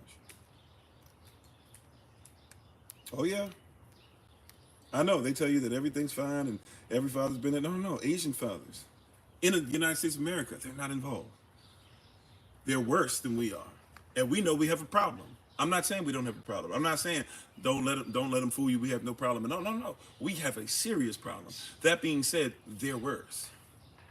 That means yes, the white family, the white man, he's not involved. Not because he watch this. Here's something that you must recognize too. I'm gonna go a little deeper than the world does, right? Here's something you must recognize too. It's not just the fact. See, we get caught up only on the fathers not involved in the children's lives. If the father's not in the home, that means that the wife is not protected as well. Come on, somebody. If dad is not there for the babies, then papa's not there for mama either. Uh-oh. Be a Boaz, respect the Ruth. Right? Papa's got to be there for the whole family. That's right. The system doesn't want women protected. If right, the system says you be protected by us, but really we're not going to protect you. We're just going to give you feed. Somebody doesn't like the way I said that, but I've got to fix that for you. Make sure that you know about Willie Lynch. If you know about Willie Lynch said he's going to treat the black beast, the black N-word, and the black male N-word and the female N-word, he's going to treat them both like beasts. And he said that he's going to have it set up the same way that they had it to where the female mare, the female horse, right, would end up realizing that her stallion, that her male, could not protect her because of the system that was set up, and therefore she would eat the food out of the master's hand, thinking that there was no other way she could eat. And once she started to do that, she would also teach her foal, right, her offspring, to do the same, and would teach them in reverse. She would teach the males to be ready to go ahead and leave, but would protect them because she was afraid of what would happen to them because she saw what they did to the stallion. And she would teach the female to act like her, to not respect the male, right, while trying to protect him, not really respect him, and at the same time eat out of the master's hand. And they're doing the same thing today. I don't need no man for this. I don't need no man for that. Okay, then what you need a man for? And meanwhile, the man is being raised to be a breeding stock. They don't even bring male horses and female horses together until breeding time. They don't bring male ox and female ox together until breeding time. They don't bring male cattle and female cattle together until breeding time, right? They do the same thing with you. They taught you that. Then they put you out in the world, and then you sit up there trying to have meaningful relationships where you've been taught he's not supposed to be respected. He's been taught he only shows up for breeding. And you think that it's dating, trying to figure out how you've been dating this Negro for 7 years, and he don't want to go ahead and be with you, but he'll have a bunch of sex with you. Well, that's because he's a breeder. He's not a husband. And that's because you are treated like somebody who's supposed to be bred, not somebody who's supposed to be fed. Woo! Come on, Holy Spirit. That's a word right there. Oh, my greatness. That was slow. I was slow catching that. Forgive me. That one snuck up on me. How you doing, Minister Maria? You've been taught as somebody who's supposed to what? Be bred, but not be fed. Matter of fact, you tell him, I don't need you to feed me. I don't need you to do blah, blah. I don't need you to do this, right? And he's like, well, fine. You don't need me to do it. That's cool. I'm not really trying to do it because that's not what I get paid to do. I don't get, see, in our diaspora, if a husband takes care of his wife, you know what a wife usually will say? I won't say usually. A lot of wives, a lot of women, matter of fact, they're not even wives. We'll just say women because a wife is another level. A lot of women will say, what, you want a cookie for that? You're supposed to show up. You're supposed to do that. But then you get upset because you get in all these relationships and this Negro don't show up. You're supposed to be there for your children. But yes, he is. So be thankful when he does. Is Yahweh supposed to feed you? Yes. Is he supposed to protect you? Yes. Is he supposed to love you? Yes. Is he supposed to wipe your tears away? Yes. Is he supposed to honor you? Yes. Is he supposed to give you a gift that makes room before great men? Yes. And when he does it, you are thankful every time. But the word says that your husband is supposed to be like Yahweh. And if your husband does what Yahweh does, you have no thanks. Uh-oh. Uh-oh. Yeah, be grateful. There's a lot of sisters out there that wish that they had a husband like yours. That's why you get mad. You get mad when not just when you forget the men do it too, but you get mad when sisters be out here talking about, oh, thank you, you know what, that's great. I'm so glad that you be into this and that, right? Can you sow into this? Can you sow into my son? Can you sow into this? There's a lot of male leaders out there who oftentimes have to deal with stuff, right? They're men that are trying to be men in their community, and they have to deal with stuff, and sisters don't like it because you've been taught that that's something that's just, oh yeah, he's just supposed to do that. No, there's a lot of sisters. Now look, brothers, you got to be setting up an environment where you don't get caught up in this. But look, brothers, be careful, because there's going to be some sisters looking at you because they wish they had a husband like you. Don't be so ignorant. People try to catch you up. People try to catch you in this. Don't be so ignorant, my brethren. Don't be so ignorant that you think that you're just going to be out here helping people. Realize that there's some sisters that wish that they had the help that you provide. And so when your wife be like, hey, be careful with this one, be careful with that one, she has a right to say so. But I want you sisters to recognize that if you see that, right, that's because you have a great husband. You have a great man. Lift him up, encourage him. Connect with him. Honor him. Husbands, no wonder somebody wants your wife to be able to lay down with them and lay down with you at the same time. They want a piece of her glory. They want a piece of that chastity. You know, when something is chaste, something is pure. And nowadays, chastity, being chaste, is something that's it's not seen often. How you doing, Sister Helen? How you doing, Chris? How you doing? Uh-oh. Anybody I miss coming on any of the platforms, thank you for being on. I appreciate you, right? But recognize chastity doesn't just mean that you haven't had sex. Chastity means you're pure as well. A lot of people haven't seen a pure husband. A lot of people haven't seen a pure wife. And you better be thankful. You better protect it. I told you I have the greatest wife on the planet. You know how many men would love to be with my wife? When you have a great wife, that's rare. And you know, men love rarity. Y'all loves rarity. That's why he compares you to precious jewels. That's why he says the virtuous woman, she's greater than rupees. Rupees are rare.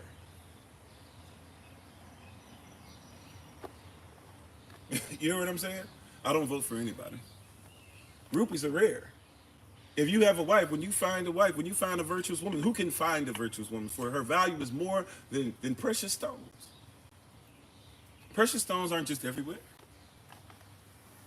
Yeah, not all diamonds are the same. Not every diamond is worth the same thing. Not all pearls are the same. Not all every pearl is worth the same.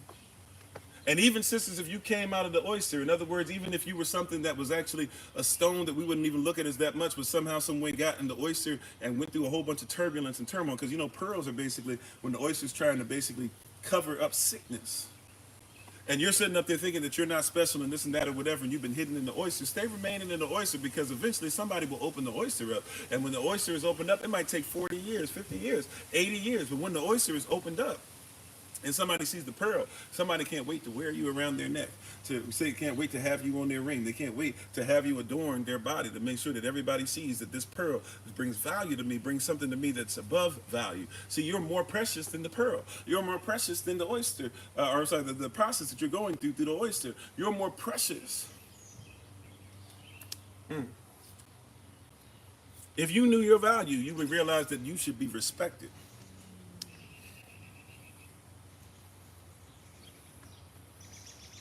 Right? When you have somebody that respects you, it's greater than silver and gold. When you have somebody that honors you, it's greater than silver and gold. When you have somebody that covers you, it's greater than silver and gold. Somebody who spends time with you. Thank you, babe. Love you. And thank you for practicing what you preach too, right? When you have somebody who honors you, and you don't have time to be sitting up there talking about what if he. Stay in that oyster, because if it's right, you're trying to force your life. You're trying to force your environment. You're trying to force the oyster to come into the presence of just anybody to open you up. There are people that are trained to create pearls. Come on, somebody. There's people that are trained to create pearls. When you find a Ruth, you better respect that thing. He who finds a wife findeth a tabah, a moral, a constitutional thing. Marriage itself is a constitutional thing. If you find a wife, you found somebody that's worthy of. Watch this. See, I can't talk about the average man. I can't talk about the common man. I'm gonna talk about the kingdom man. I didn't come for common sense. I came with kingdom sense, right? So a kingdom husband who's already qualified, when he finds a wife, he finds something that's rare. And men, when we find something that's rare to us, we will forsake all others. I'm trying to help somebody. Praise God. I'm trying to help somebody. And thank you, everybody, for coming over from the podcast. If you're with us on Facebook, YouTube, TikTok, we appreciate you. Look, I'm trying to help somebody. When a man finds something that is valuable, but not only valuable, when he can't find it anywhere else, he will forsake all others. When a man gets a car, it don't even got to be a great car. I was a man, 6'5.5", man, and a Dodge Neon at one point in his life. Dodge Neon, paint coming up the top and everything. The rims was clean. The inside was taken care of. The oil was changed. The car remained clean on the inside. You know why? Because when I find something of value, and it gets me from point A to point B, and it has me to where I'm a rarity. I know you don't think that this is such, but a lot of us are so rich and wealthy, we don't even think about it because you don't know what real poverty looks like. But if you have a vehicle, you are rich. And if that thing gets me from point A to point B, if that thing will take me across the country, if that thing, even if I'm too big for it, but it serves its purpose and it helps me, right? I make sure that it gets the best gasoline. I used to make sure that the gasoline was treated. You know, the exercise, especially when you're in Illinois or in Chicago area and places like that, and you got that stuff that helps to make sure that your gasoline doesn't freeze because it gets that cold in certain places and stuff, right? Like you treat it well because you recognize what's going to happen, right? You learn some things. You study some things about it, right? When you find a wife, right? When I found a wife at this point, right? But when you find your wife, you'll realize you'll start forsaking all that. You'll start making it a point. You'll start trying to figure out, how can I become worthy of keeping this? You'll ask yourself before you get into the relationship, can I keep this? See, a lot of you are in relationships to where the man could care less if he keeps you or not. See, because that's common stuff. That's dating stuff. Well, if it works, it works. If it doesn't, it doesn't. But when you come with a marriage mentality, can I afford to keep this? Right? My wife is beautiful. My wife has beautiful outfits. My wife has beautiful hair. My wife has beautiful makeup. Yes, I don't mind my wife having makeup. If that's a problem for you, hey, you have to do what you got to do, right? My wife has a beautiful personality. My wife has a beautiful business. My wife could easily make more money than I do. Can I keep that? Keeping doesn't just mean, some of y'all are just simply being like, can I have it in my house? Can I just have it around? No. Keep means to protect. Keep means to be on watch. Keep means, right, if you're on watch in the military, those of you who are veterans, thank you for your service. I'm one as well, and I know Memorial Day is not for us, but hey, happy Memorial Day to you and all that stuff, right? But if I have a watch, I'm supposed to protect whatever I watch over. When it says keep the word, it means I'm supposed to protect the word. Right? But you know why? Going back to Boaz, why do I keep the word? I keep the word because the word was freely given, and the word was given to me, and the word was sown into me, and I was able to eat the whole scroll. And when I ate the scroll, I have this surplus, and I'm able to give it to others, and it's able to serve my family, and it's able to serve my pockets, and it's able to serve my community, and it's able to make sure people can get education they can't get anywhere else. And since it serves me so well and has been given to me, then I keep it, I protect it, because it feeds me. You want your wife to be in submission. That means that you want her to just be around and bow down to your behind, which your righteousness is as filthy rags. Be about a higher standard, so that if you keep the higher standard and protect that, that means that the higher standard protects your wife. When your wife sees that you have a mission of protecting a higher standard that protects her, it becomes her mission to protect her husband.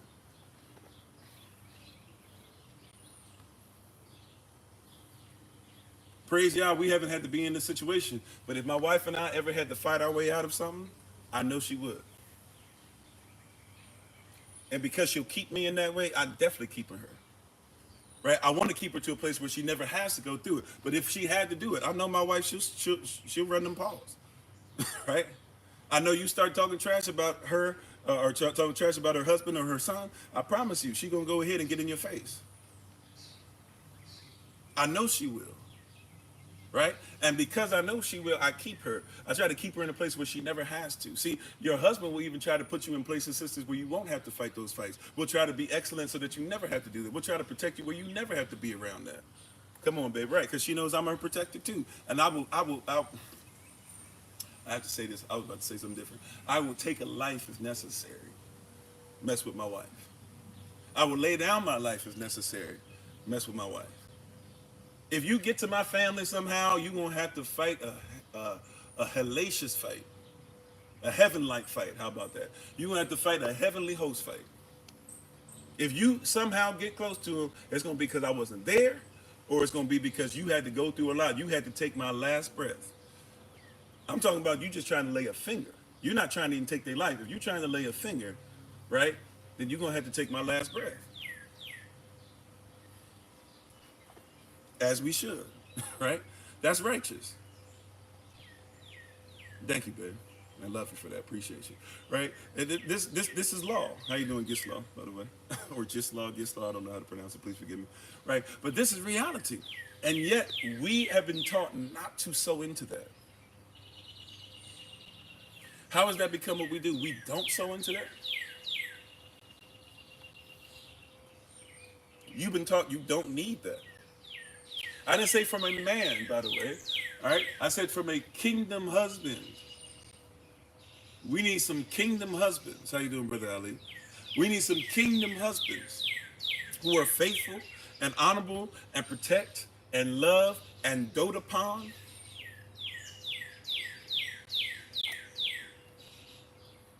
Do you know that when men go to prison? See, you've been taught that there's no men that want to do this. You know that when men go to prison, it's usually for domestic disputes, and you think that domestic disputes is only the man trying to put his hand on the woman. Domestic disputes can be that something was going on and he decided to fight on his woman's behalf. You know how many people go to jail because they stole, because they were trying to make sure that their wife lived a certain lifestyle? You know how many prisons are set up with men who tried to make sure that their wives or their girlfriends, whatever you want to call them, were protected, or their mothers were protected?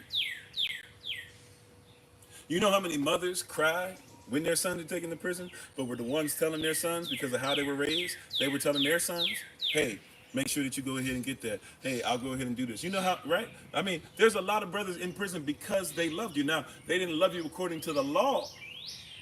It's got to be a lawful love, not a lawless love, right? But they loved you enough to put their life on the line, and we don't give credit for that. We just act like all these cats are unsavable, unreachable, unscrupulous. Right? And the reality of the matter is that's not the case. A lot of these brothers are in prison because they tried to make sure they were taking care of their family. That was the best they knew how, or supposedly knew how. Right? I won't give them a pass completely. And how you doing, Tony? Right? I won't give them a complete pass for it, but I'm saying we got to at least acknowledge that a lot of these brothers are in the situation they're in because they loved you. Right? I don't know what I would have done for diapers. Because I was out there. The only time I've ever panhandled in my life is my daughter needed diapers. Right? About now, we talking 16-ish, 15, 16-ish years ago. Maybe 17 years ago. Right? But the only time I ever panhandled is twice. My daughter needing diapers and I couldn't provide. Right? That's it. Twice. And people looked at me crazy and wouldn't give me anything. And this is when I had the haircut and all this stuff and looked more like what they say you're supposed to look like. But wouldn't help me out to make sure that my daughter had diaper. If I didn't get, but eventually somebody gave, I was able to get together at the time. You could get a decent amount of diapers for like $6. They were cheap diapers, but you can get them, right? I can't even imagine if I couldn't have got those $6, what I would have done, right? I can't even imagine. Had I not got those $6, shoot, I might have to because my daughter's not gonna walk around without diapers. And you think, and look, somebody says that's not righteous. You should depend on y'all this and that. I get it, that's true. But I'm just telling you, as a father, you start looking at stuff different when you can't. When you're like, my daughter could get a rash. My daughter's gonna start having soiled clothes. I don't have enough money to even do her clothes, let alone get her a diaper. What's gonna happen? Eventually, you might have a father that says, "Hey, you gonna have to come up about that purse real quick. Sorry." I'm not saying it's righteous. I'm not saying it's correct. I'm saying it's real. And thank you for the love. Appreciate it. I'm telling you, it's a real thing. It's a real situation that people are going through. And rather than us look at the reality of it and look at, hey, what can we do as a community, as a diaspora, to make sure that this is not a common thing? It become a common law, almost a way of living for us. Rather than saying, what can we do to make sure that we set up society strong enough to do it? We just act like, well, they're just a bad person. And we disrespect the Boaz that literally gave his first fruit. Even if you don't like the type of fruit he gave his first fruit to make sure that his baby girl had diapers on. Yeah, mothers are doing it too.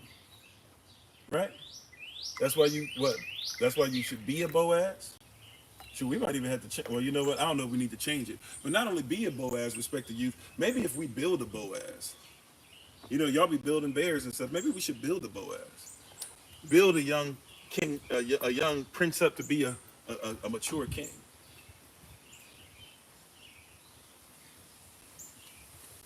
Because we tear Boaz down, we should build a Boaz. Thank you, babe. And I respect you as well. I love you as well. I cherish you as well. Right? Maybe we should start building the Boaz. That's, man, Bruda, that could be a shirt. I don't know if that's just an SOC related shirt because maybe other people wouldn't get it. But Bruda, that's a shirt right there. Right? We could build a Boaz. We should be building Boaz. Because if you build a Boaz and he protects the Ruth, then the Ruth will always be respectable. Now here we come to the other flip side. Why don't we have respectable Ruth? Because we don't have Boazes built to protect what should be respected. And the unprotected becomes the disrespected.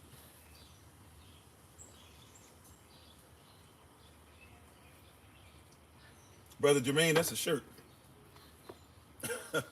Right? If you need to put that in envelope, we put that in envelope, right? But we're out here, we don't build up a Boaz. You said the system hijacked all the natural resources the Most High gave us, and now we toil for what is ours. Yeah. And matter of fact, here's the most, Sister Shima. Sister Shima, you just blew that out the water. You don't even know, sis. I be telling you, you be preaching, and you don't be believing me. Right? I'm not saying you called to be preacher. I just be telling you. Right? Watch this. Let me read it again. Let me just make sure I'm on point.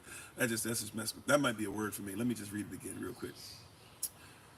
Y'all hitting us with so many great comments today. Yeah, the system hijacked our natural resources. Okay. All right. Holy Spirit, have your way. Look.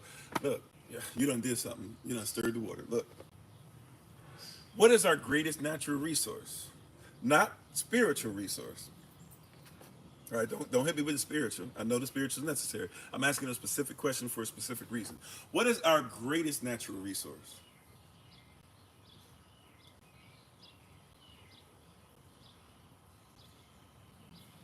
Even before land, watch this. Water, it's us. It's us. It's us. Husbands and wives coming together as one, having a community, and then our children becoming the legacy, the next generation and generations. That is the greatest resource on the planet. Capitalism tells you land is, right? And I won't even hold you. Land is pretty close if we're talking about capital. But the greatest resource is us. How you doing, Virtus lady? All right. The greatest, and thanks for being part of the community. The greatest resource is you. That's why your gift is so important. Amen. Okay, amen, Sister Jennifer. Have a blessed day. That's why you are so important. Even the land now, once we sin, guess who's supposed to take over the land? Well, you know the land's just going to take care of itself. No, the land is out of order because we're out of order. When Adam sinned, till the land. Because when you sinned, everything that your foot treads is now sinful. See, wherever your foot tread, it shall belong to you. But if you're in a sinful state, it shall belong to you as well. You got to tend to the land now. You got to till it. You were supposed to dress and keep the garden anyways, but you did it by the words of your mouth. Now you're going to have to put some labor into it. You are the most valuable resource. How does the Most High preach his word? Who does he preach it through? Uh-oh. Who does the Most High preach his word to? To us, and then says, go and preach my word. Yehoshua could have, if it's the way that you guys think it is, if he went outside of natural law, Yehoshua could have just spoken the word into everybody. Everybody could have received it or not, and then this could have been done when he was on the earth realm, and then he could have just left. Right? But that's not how natural law works. He has a system. He has a chain of command. And you have to go through it.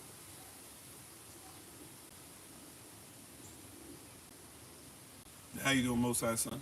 Right? He has a system. He has a natural order that's supposed to happen. And it even says, see, because we're into dependency or total dependency or total independence. Right? But relationships don't work like that. Relationships are interdependent. Okay, I don't know what he said. Okay. I thought he said we were spot on, but if he said something else, thanks. Relationships are interdependent.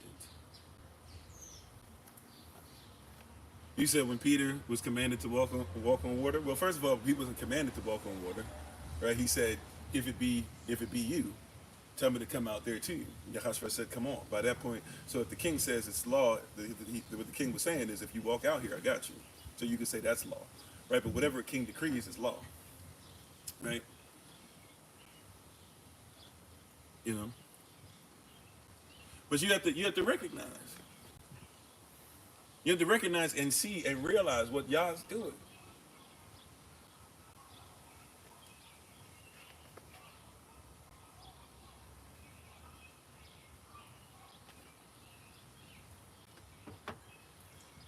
Right? We have to recognize and realize what is the Most High doing.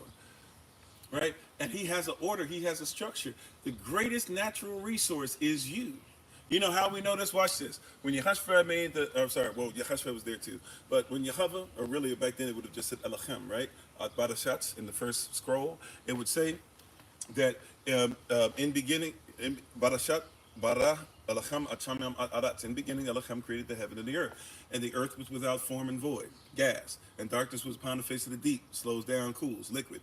And the spirit of Elohim, she moved upon, hovered over the face of the waters, and Elohim said, let there be enlightenment, because there was no physical light, right? So he says, let there be enlightenment. Even look up the word they use, let there be enlightenment, and there was enlightenment. And Yahweh saw the enlightenment, but it was on the surface. Underneath in the waters, you were still dealing with what? Confusion, darkness. And so he separates the light, enlightenment from the darkness. Right? And he says that's the first yam, the first period of time, however long that might be, right? Or what you call day. But yam in Hebrew is just a period of time. Depending on how you're talking about it, it could be 24 hours, but we don't know how long that period of time was, right? It just says that was the first period of time. The second period of time, the second yam bit, or yam bite, it comes what?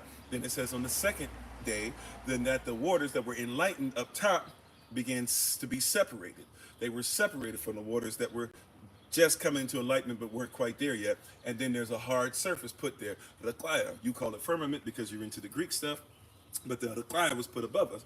And this Raklaya was a hard surface. We've gone gas, liquid, solid above, and now we're going gas, and then we're seeing gas, liquid still on the bottom as the enlightenment is still functioning onto the lower part. The upper part is separated from the lower part, and that upper part is separated. That's heaven. Shamayam, that Raklaya, that hard substance, is heaven.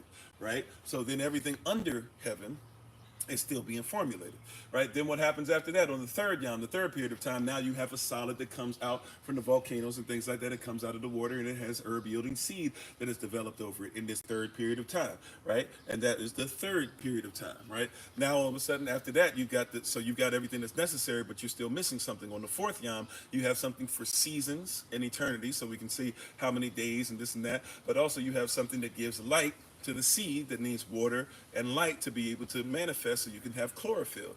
Cool. So the chlorophyll and everything is manifesting, and you have a bunch of oxygen being put out. But the things that need to be oxygenated are going to need some things to go into the atmosphere, like carbon dioxide and other things. So what's going to happen now? Well, wait a minute. Now we've got to have, with the carbon dioxide, we have on the fifth yam. On the fifth day, we've got things that are in the waters, including dragons, or even what you call dinosaurs, right? The Tinayan. And then you have up above, you have the waters. So now you have the upper part close to the heavens, or the choir, where you're starting to see stuff get what's necessary to put stuff in order up top, and then also in the waters. But then now you have stuff that's going to come on the next yam, things that creepeth upon the ground, and you're going to have cattle, and you're going to have all this stuff that's going to be on the ground to now start putting the ground together and keep it and meditate on it and be able to eat off of it, and to put manure and all this stuff into the ground. All these things are happening, but then on the sixth yam as well, the last yam, the last period of time, then it says we, mankind, was made, and then Yahweh says it is very taba. Each time he said it is taba. Taba, you say good. Good is a different word than what we would use. Taba meaning moral, constitutional. So he said that first day, it is moral. Second day, it is moral. The third day, it is moral. The fourth day, it is moral. The fifth day, it is moral. The sixth day, after he makes you, he says it is extremely moral. It is extremely lawful. It is extremely constitutional. Everything is in order because you were the most valuable resource. All other resources were made for you. Not for him, for his glory, but it was made for you. He expanded his kingdom outside of the spiritual and manifested it into the physical and made you to be the ones who are over all of physical creation.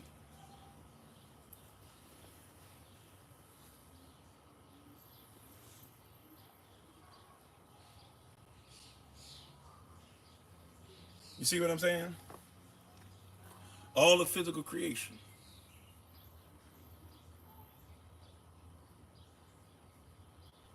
Yeah, Sister Nadine, you're fine. We're fine. We're straight. We're going to focus, right? So he made you to be over every last physical creation. That's what he did. He made you. That's how amazing you are. And yet we keep saying we'll disrespect it for some land. We'll disrespect it for pieces of paper and money. We'll disrespect it because the government might give me trinkets. We'll disrespect it because there's a program to where the government will give me the Obama phone. I don't need marriage. I don't need order. I don't need structure. I don't need a woman who's going to multiply what I do, a wife. I don't need a husband that's going to protect and give me affection. I don't need to build Boazes and be a Boaz so that I can make sure that I respect a Ruth and build up a Ruth that can be respected.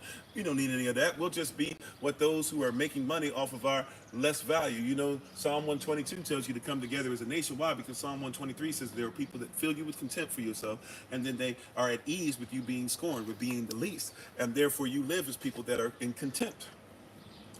Right? But the judge has said that you should come out of contempt. You know how you go to a courtroom and sometimes the judge will hold you in contempt because of your unrighteousness in the courtroom, you're not following the law? Well, guess what? Yah says, take yourself out of contempt. He is the judge.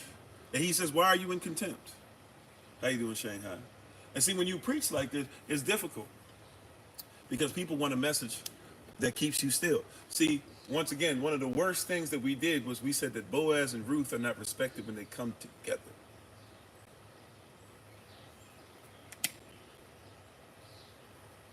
Boaz and Ruth are respected because they come together. Ruth was a wife and left her nation to be the nation of her elder wife, of the elder, right, of the elder Naomi.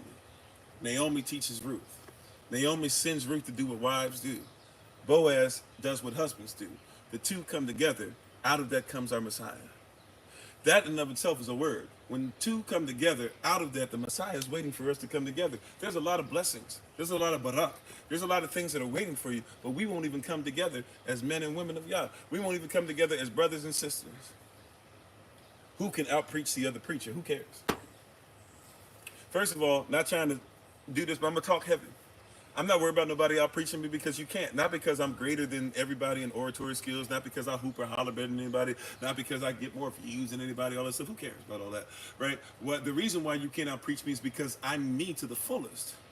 You're gonna be wasting your time to be something that you can't be. Just like I'm gonna waste my time to try and be you. Y'all didn't create me to be you.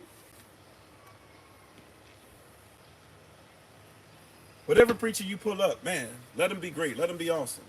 Right? But they can't be more awesome at being me than I am at being me. And I can't be more awesome at being them than they are at being them. Let them do what they do.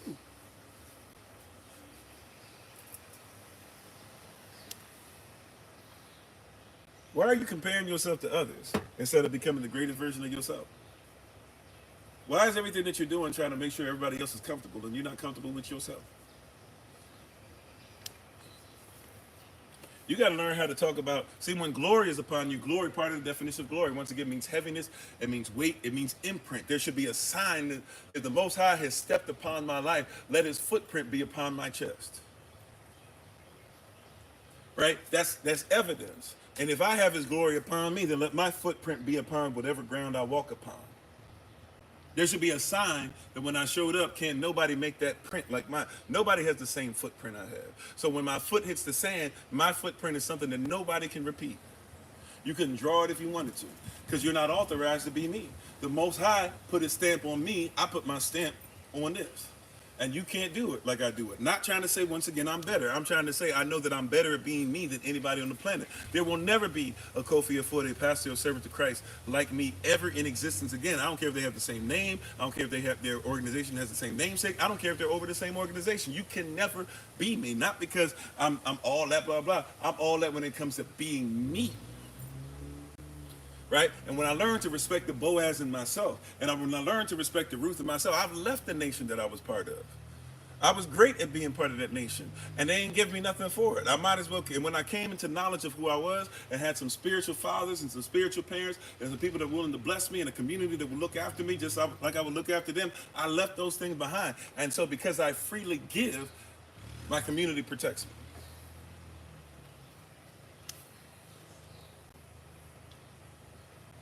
Some of you keep talking about when I become, become. That's part of the definition. Become. Come into your being. Be it now so that you can come into it. Become. Become. When Adam is told to live, right?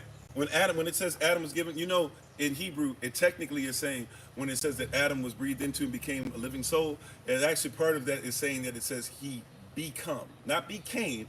It says that he basically was commanded to become. The spirit was hovering, the flesh was already there, but the soul had to be connected to time together. The breath was given. He became a living soul, spirit, soul, and body came together. And then the commandment when he was breathed in was basically become. And Adam went from to, and he became. Right? That's actually what's supposed to happen. Become. And people keep waiting on what should already be. It's an eternal principle. Because if you look at it, it doesn't make sense to be and to come at the same time. Right? If you just take it on face value, if you don't do the compound word, being, come into being, and you just look at be and come, it doesn't necessarily make sense. How do you come when you be? How do you come where you be? How do you come into be? How do you be what you come? Because it's eternal. What I am today is what I'll be tomorrow. And what I am tomorrow is what I'll be in the past. Right? And so I need the cleansing blood of Yehoshua still today. Why? Not just for the sins of today, but my today so-called holy, pious self is still contending with the old flesh and the old man and the old things that are trying to come into me. And so I still need to have a supernatural covering of the blood of the sacrifice of Yehoshua through him following the law and being obedient as our atonement for our sins. I have to have that today because I'm still attached to the eternal Kofi. It's not until I take off the corruptible, which will take me away from that path, and put on the incorruptible, that I'll be able to only focus on the incorrupted eternity I've been in. So I have to take off the corruptible. That's got to be thrown away. That's got to be thrown aside. That stuff deserves to be punished. It is forgiven, but at the same time I walk around with it. And so I still have to develop myself, because if I'm not careful, I'll start thinking that I'm greater than what I really am. If you're not careful, you'll start thinking you don't need anybody. If you're not careful, you'll start saying, man, I'm going to go ahead and grow this organization. If you're not careful, you start saying you're a self-made this and a self-made that. But there's nobody who's ever made money without somebody sowing money.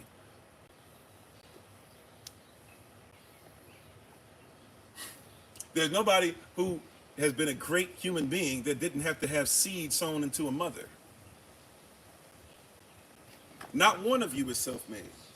There's not one person that was ever made, right? Unless you're talking about Jehovah himself, there's not one person who was ever made without somebody else making them. That's why there's a standard. Somebody has to be the standard.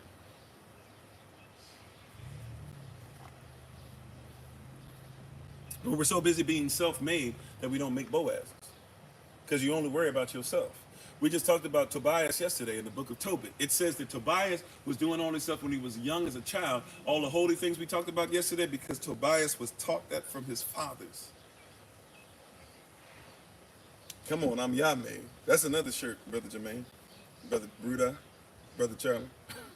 They just giving us ideas today, right? And thank you for the love. Look, are you not hearing what I'm saying?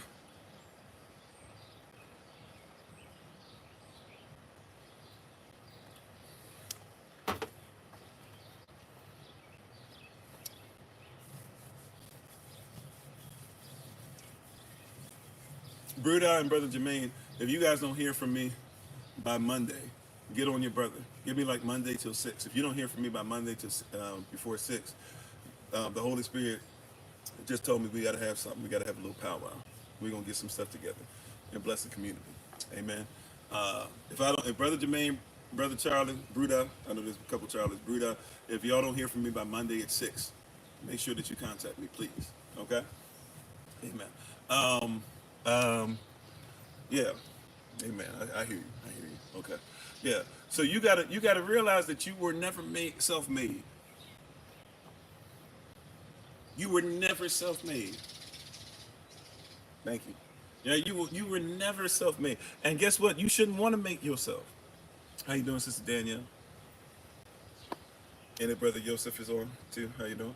You should never be worried about making yourself. You can't make yourself. You didn't make yourself. How do you keep trying to talk about self-made? And how can I see? Watch this. You've taken the authority away. You were never authorized to be self-made. Now you're trying to figure this stuff out on your own, and you're not under or your own. You don't own yourself. Right? That interdependence. You don't own yourself.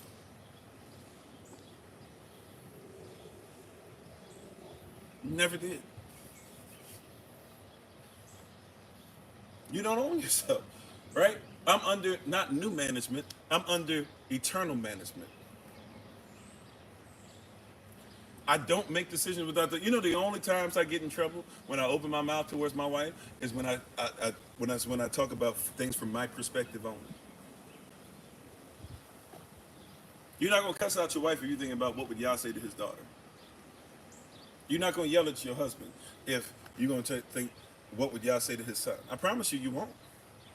You put that stuff to the side. You take off incorruptible. You put on corruptible. You say, this Negro gonna learn today, and you start firing them up. Shoot, Minister Tamara, that could be your shirt. Hey, man, I'm not gonna put no pressure on you, but just saying. Hey, we got to get you in there sometimes. Sister Sheba, that could be your shirt. I'm gonna just start speaking stuff into existence. Right? One of these days, one of them gonna catch on. Look, they know I'm joking with them. Look, you hear what I'm saying? You would stop talking bad about your friend if you were realizing that's your Hushfest friend. He said, I no longer call you servant, I call you friend. They on the come up to friendship, and you sitting up there, that's Yah's friend you talking to like that. You know you can't, you're not gonna beat Yah. What's that old saying? You can't, your arms aren't long enough to box with Yah. I don't care how long they are. I don't care how great your strike is. I don't care how many stances you can get into. At the end of the day, right? Your hands, you ain't got hands for Yah. I don't care. I don't care. You don't have hands for Yah. Your hands ain't gonna do it. Right? So you got to come out of this place to where your hands is too short. Thank you for the love, bro. Your hands are too short. Your arms are too short. Your muscles are too small. Your bones are going to shatter. 33rd degree ain't enough. Come on, right? 5% will get it. 95% won't. Some of y'all get that reference, right? But it's not. Your hands, your arms are too short. You keep trying to box.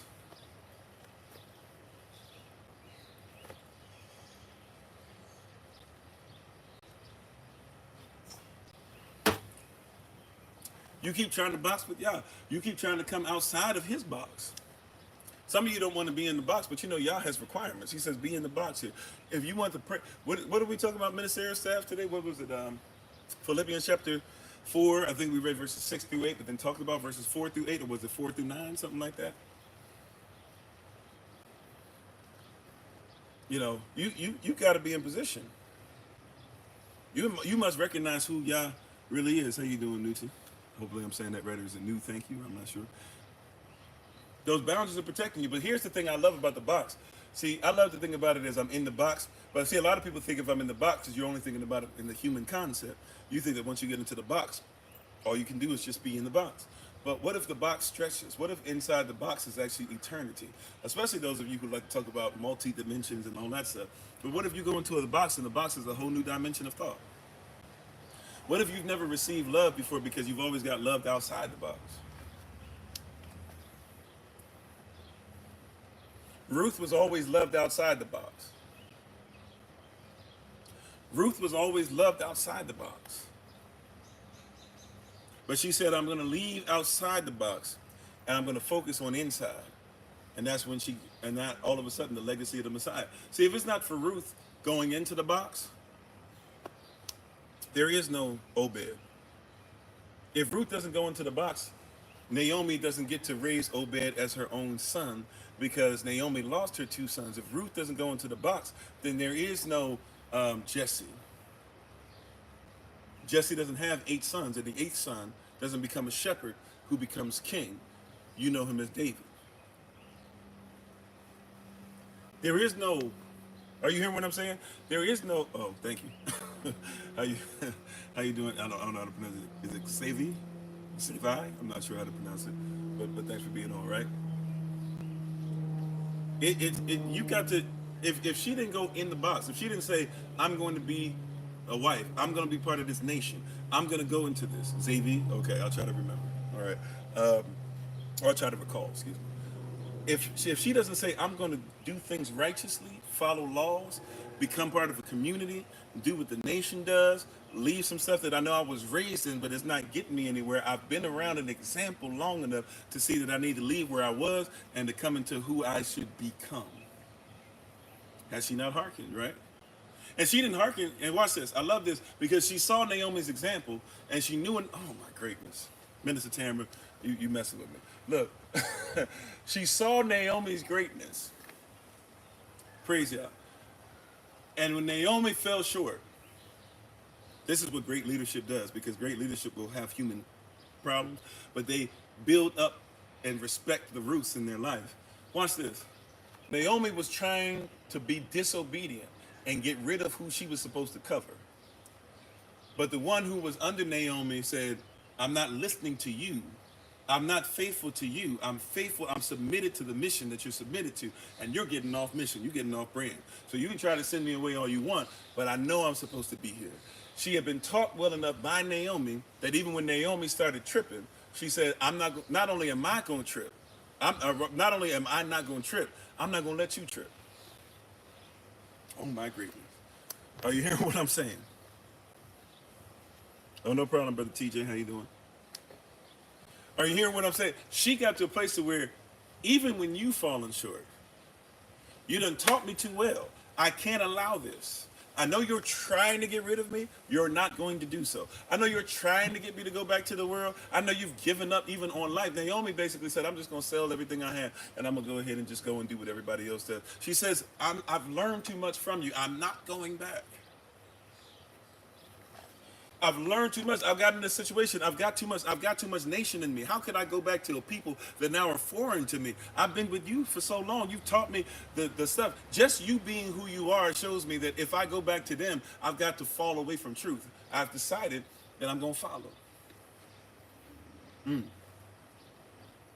I've decided. You can be mad at me all you want, but I've made a decision in my heart. I'm going to follow.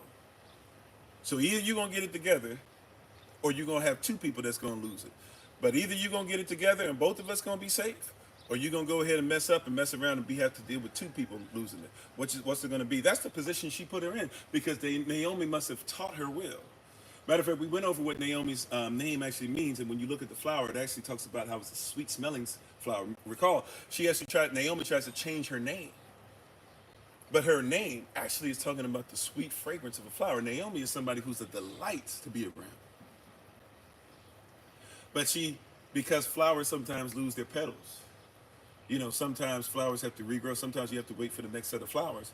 Because she had lost some of her bloom, she began to feel it, and she said, well, why would somebody want to honor the flower? But see, I'm so thankful, man. Holy Spirit, have your way. I'm so thankful that she wasn't identifying only with the flower, but she knew that the flower came from the stem. She knew that the flower had to have a root. She knew that the flower came with seed, that even if the flower looked like it was going away, the seed would allow the flower to be able to have another generation of flower. And she said, there's no way that if you had this much beauty, why would I just throw away the stem? Why would I pull up the root and throw away the whole flower? Just because there's some bloom that's left, just because we're going through a situation doesn't mean I don't still see the value in where the flower comes from. My greatness. Come on, somebody. That's a word. Hallelujah. That's a word. Salah. That's a word, right? She said, I can't just, oh my greatness, that's a word. I can't just look at oh my greatness, that's a word. Woo, right? The flower comes from somewhere. I can't get rid of the whole stem because the petals aren't there. Matter of fact, if you're somebody that eats fruit, right?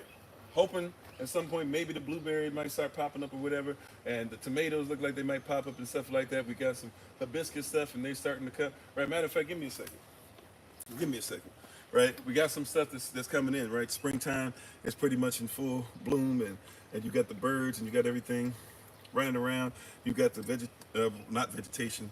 Did anybody know vegetables is not even a real thing? Vegetables is how you cook food. I just learned that recently. But hold on one second. Right.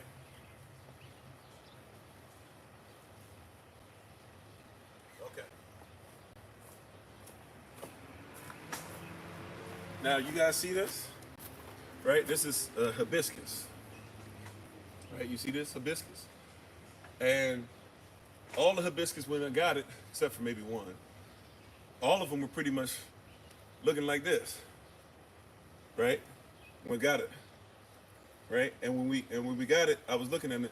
Solomon and I were at the store. We were like, what does mom like this? And I was like, mom likes hibiscus, right? So we got a couple of these. And as we were looking at them at first, right? All of them pretty much were shriveled up like this, right? There was one that was kind of sort of there. This one that looks great, I don't even think was the one that was kind of sort of. I think this one was kind of sort of there. And I think this one was like kind of hanging on, right? A couple of them have gone or whatever. But if you notice, right, just because it's withered doesn't mean that there's no growth, right? Right? Just because it's withered doesn't mean there's no growth. And look, there's another generation. Now, a lot of people, if you're looking at different things too, like, so let's say you're growing tomatoes. When you see tomatoes coming, the flower has the bloom. First the flower comes, and then out of the flower comes the seed. So the seed is coming out of the fruit. So the fruit, when the tomato grows, first you got to see the flower, and the flower goes away. And if you're not careful, you'll just go, oh, the flower's withering. And if you don't know any better, you might get rid of the vine. But the vine, now I know this is not tomato, I'm just giving an example. When the vine, though, when you see this flower up, you get excited. Why? Because even though I don't see the tomato yet, this is a sign that something's coming out of it, right? And so even though these look like this only at one point, right? And there were a bunch of these on it when we got it in faith, right? And in natural law and in Yah's order, we recognize that even though it looks shriveled up, this is actually a sign that it's done its duty, that something has come out of it that's necessary, right? And now And even though, technically, I guess this one didn't bloom all the way, but you get what I'm saying, right? But now we get to see signs that not only it's working for the now. See, this is the past. You got an eternity on this. You got the past, you have the present, and you have the future. All on the same tree, right?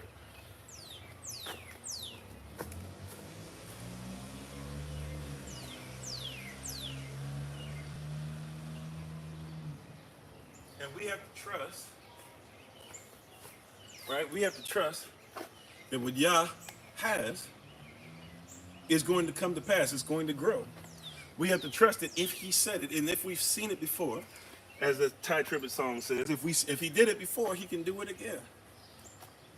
Right? We have to trust that if Yah said do this, right? We have to trust that if we've seen it, we have to trust that if the elders did it like that. We have to trust that if Boaz did it like that. We have to trust that if Ruth did it like that. We have to trust that if Yehoshaphat came out of that, then how come he can't come out of, right? How come we can't see him in our situation? We have to trust. It looked like, look, Naomi's husband had already passed away, but at least she had 2 sons, and then she got 2 daughter-in-laws. Now her 2 sons pass away. She can't have any children. She doesn't even have a son, and a son is a big deal in our culture. She doesn't even have a son. She doesn't even have the, how can she do anything? And here comes Ruth that says, I won't let you get rid of me. Orpah did not even want to leave. If you recall how the story goes, Orpah didn't want to go. We just go, Orpah left, and we try to say her name was really Oprah, and Orpah just leave. No, Orpah didn't want to go. Naomi was like, leave, get out of my face, go. I'm not going to do it. And Ruth said, look, you can get rid of Orpah. You can think that it's your life is over. You can think you have nothing else, but I need you. I'm looking up to you, right? Parents, there's somebody hear this right now, right? You know who you are. Right? Let the Holy Spirit speak this to you. You know who you are. Your child, in all the stuff that you're trying to do, and how you're not trying to live out what you're supposed to live out, and how you're not trying to be who you're supposed to be, your child, your physical child, your spiritual child, a next generation, there could be a next door neighbor that's looking at you and you don't even recognize it. Right? But there's people that are looking at you. Where I preach when I'm in this area that I'm in, when I'm in the Baltimore area, right? When I go to different places, you would just think I'm random places. You would think I'm on the side of a house somewhere. I'm next to some dilapidated property, at a park somewhere.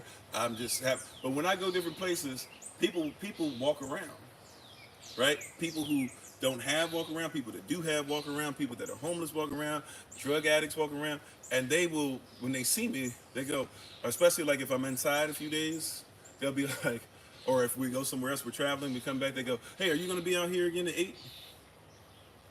And it's just people walking through, right? Tons of people who are getting the word and getting the message. You never know who's watching, who's listening, right? I told you, when we were on the plane in the airport in Jamaica, cats walking up to me talking about, man, I just wanted to come over. Not even, they don't want to make a big deal, but they come over here, brother, I thank you. I just want to let you know we listen and, keep doing your thing and you're righteous and this and that. I don't know who I'm reaching.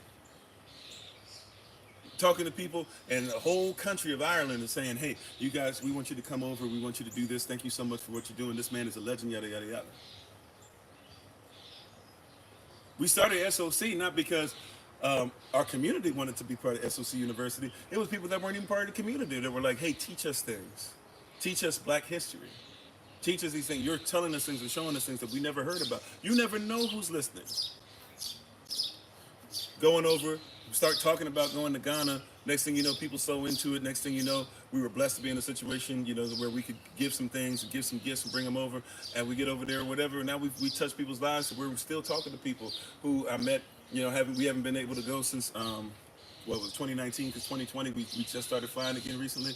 But we have long-standing relationships for years and years and years and years, and places that if we were to go back as a community, if we were to go 2025, 2026 somewhere in there and just say, hey, let's go over as SOC, we have people that are waiting on us, that just been waiting to say, hey, can y'all come over here and watch this? If anything, maybe raise up a little extra money and say, hey, the person who lets us come over there, let's make sure we take you back over here for a little bit. right? But you never know who's listening. You never know. This is why you freely give. Some of you don't give your gift. Boaz, he set apart whatever was, look, okay. I told you I'm gonna talk heavy. I'm gonna talk heavy. You can put yourself in this situation. You should think about yourself this way. If you think that I'm just too big-headed or whatever, hey, have at it. I'm gonna just talk heavy because you should have confidence in who you are, and competence and confidence should always come together. Yahweh has given it to us, and He says, "Do it in my will and in my way." If I do it in His will and His way, I should be confident and competent in everything I do. So I'm gonna just talk to you. If you think that I'm being too much or acting like I'm better than everybody, this and that, hey, have at it. You do what you do. All right. I'm gonna just tell you the truth. Okay. Look. Everything that I do, if I'm the Boaz in me, everything, because he's part of our culture, he's part of Judah, all right? Everything in me that I do, somebody's looking to feed off. But if I don't grow it, and if I don't give it, and if I don't designate, take the 10% off, then I'll never be able to be blessed. You should be sowing as much seed as possible, because the more seed sown means the more guarantee of having crop. The more crop that's grown, that means the more you can give to others. But if they're only getting 10%, then that means the more you give to them, the more you have for you, and the more excess you have, and the more you can give to others, and watch this, the more you can sell, right? Some of you are sitting up there trying to figure out, why can't I start my business? Have you given enough to give 10% that you might be able to live off of 90? I'm going to talk to you not with common sense today. You're more than a conqueror, right? I'm not talking to commoners. I'm talking to kingdom, all right? Not kingdom, not common sense today, kingdom sense. I have to recognize that whatever I'm called to do must be able to feed people just out of the 10. Technically, I should be able to give Yah his 10 and then make sure that people get 10, and then I can leave off the 80. Matter of fact, I should learn how to live so well that eventually I can give Yah 10, right, or give the nation 10. I can give people 10, I can live off of 10, and then have 70 to figure out what I'm going to do. See, when I get there, that's when I'm really this winner, this success that people talk about, or this person that has success stories. So you're not a success till you teach others to do it. So you have to ask yourself, what are you doing that is able to bless people just off the 10? How many nations can you reach with just, is your 10% going to be able to feed the nation? If you recognize that, right, because then everything else, then you start talking about how I'm going to sell. Then you start talking about how much I'm going to keep for myself. Then you start talking about how much am I going to invest. Now we're talking generational wealth then. See, Boaz said, I'll grow so much that the community will live off the 10. The community is supporting him because his 10. Now he's all in following the law, but hear what I'm saying. The community would protect Boaz because Boaz feeds just off of 10. Can you imagine how great Boaz really was if the community ate off of 10?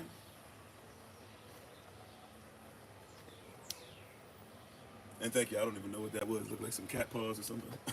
Thank you for it. Appreciate it. Right? Can you imagine how powerful Boaz was because he lived off of 10?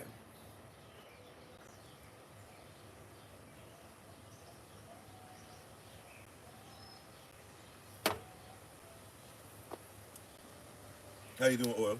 Right? Do you hear what I'm saying? You need to get your stuff in order so much that people are living off the 10. Can I help you with something? See, they do it in the world like this. They try to set it up where they give you 10 and then they start charging you after, and you think that's a bad thing. Look, watch this. Most people are only going to be able to get 10 anyways. Right? Yeah, he had a huge household. Watch this. Hear me, Israel. Are you ready? Look, especially the teachers. And those of you who have children, you're teachers. Those of you who are leaders in any kind of way, shape, or form, you're teachers. Right? So even if you're a teacher to your own self, hear this. I put out, people used to tell me all the time, keep it simple, stupid, keep it simple, saints, right? As if we're supposed to treat you like you're dumb and you're slow. I put out a great amount of information. And I know that most people ain't going to get but 10%. Once again, call me all this, say I'm too this, he got a big head, he trying to say I'm slow. No, what I'm trying to say is that, do you know how much of my life is dedicated to studying this? Do you know how long I've been living like this? Do you know how many changes I've had to make sure that I'm not the old Kofi, but I've come into being a new creature, right? There's a lot of people that will ask me the same question over and over again. That's why I'm very highly repetitive, because I recognize that many people aren't going to get it the first time, second time, third time. Some people might not get it the first 500 times, because you were trained by the world, and the world wants you to remain simple. That's why they tell you to keep it simple. But we don't keep it simple. I'm going to give you the greatest, and out of that, you might only receive the 10, right? And it's weird to me that preachers are scared. See, watch this. Not only preachers, but even a lot of your motivational speakers and these scientists and these teachers, how you doing, Sister Joy, and all these different groups, they're really afraid. If I be honest with you, they're afraid to give you 100% of what they have, because they think that you would surpass them and you would no longer need them and you wouldn't come to them anymore and they couldn't be in charge of you. But the reality is that what I found is that, especially how long I've been living and how long I've been teaching it, how long I've been studying, a lot of people aren't going to get it anyways. That's what I'm here for. And if the day comes that you surpass me, well, then that's what a great disciple should do, because even Yehoshua said, greater things will you do. So if you get to a place to where you start preaching better than me, praise Yah, you were paying attention. But a lot of people won't get there anyways, because they're not going to put the effort towards it. Bruda, you can cook, you know what off. Praise Yah, right?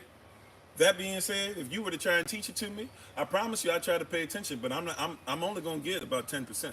Because that's your gift. That's your calling. Right?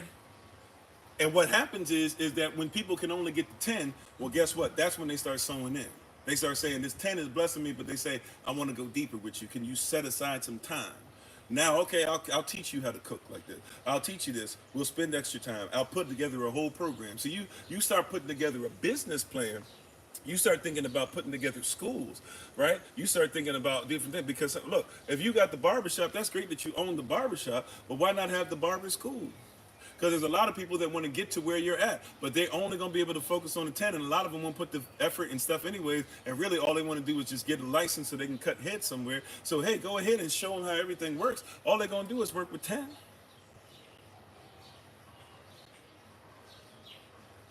Right? There's an old saying, forgive me, I don't even know what the original version of this is. I'm trying to find something that we're all familiar with. What is it like? People will say stuff like, somebody's got more of something in their pinky than somebody has in their whole body. Right? You have a gift that if you would just freely give, that somebody's ready to sow, because they're trying to figure out how you're doing stuff, and they've seen what you do in your pinky. Oh my goodness, hold on one second. Sorry, it's freezing on TikTok. I didn't realize we didn't have it on the right signal.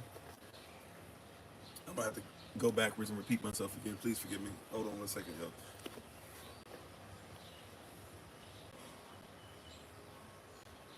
Sorry, I had you guys on the wrong signal.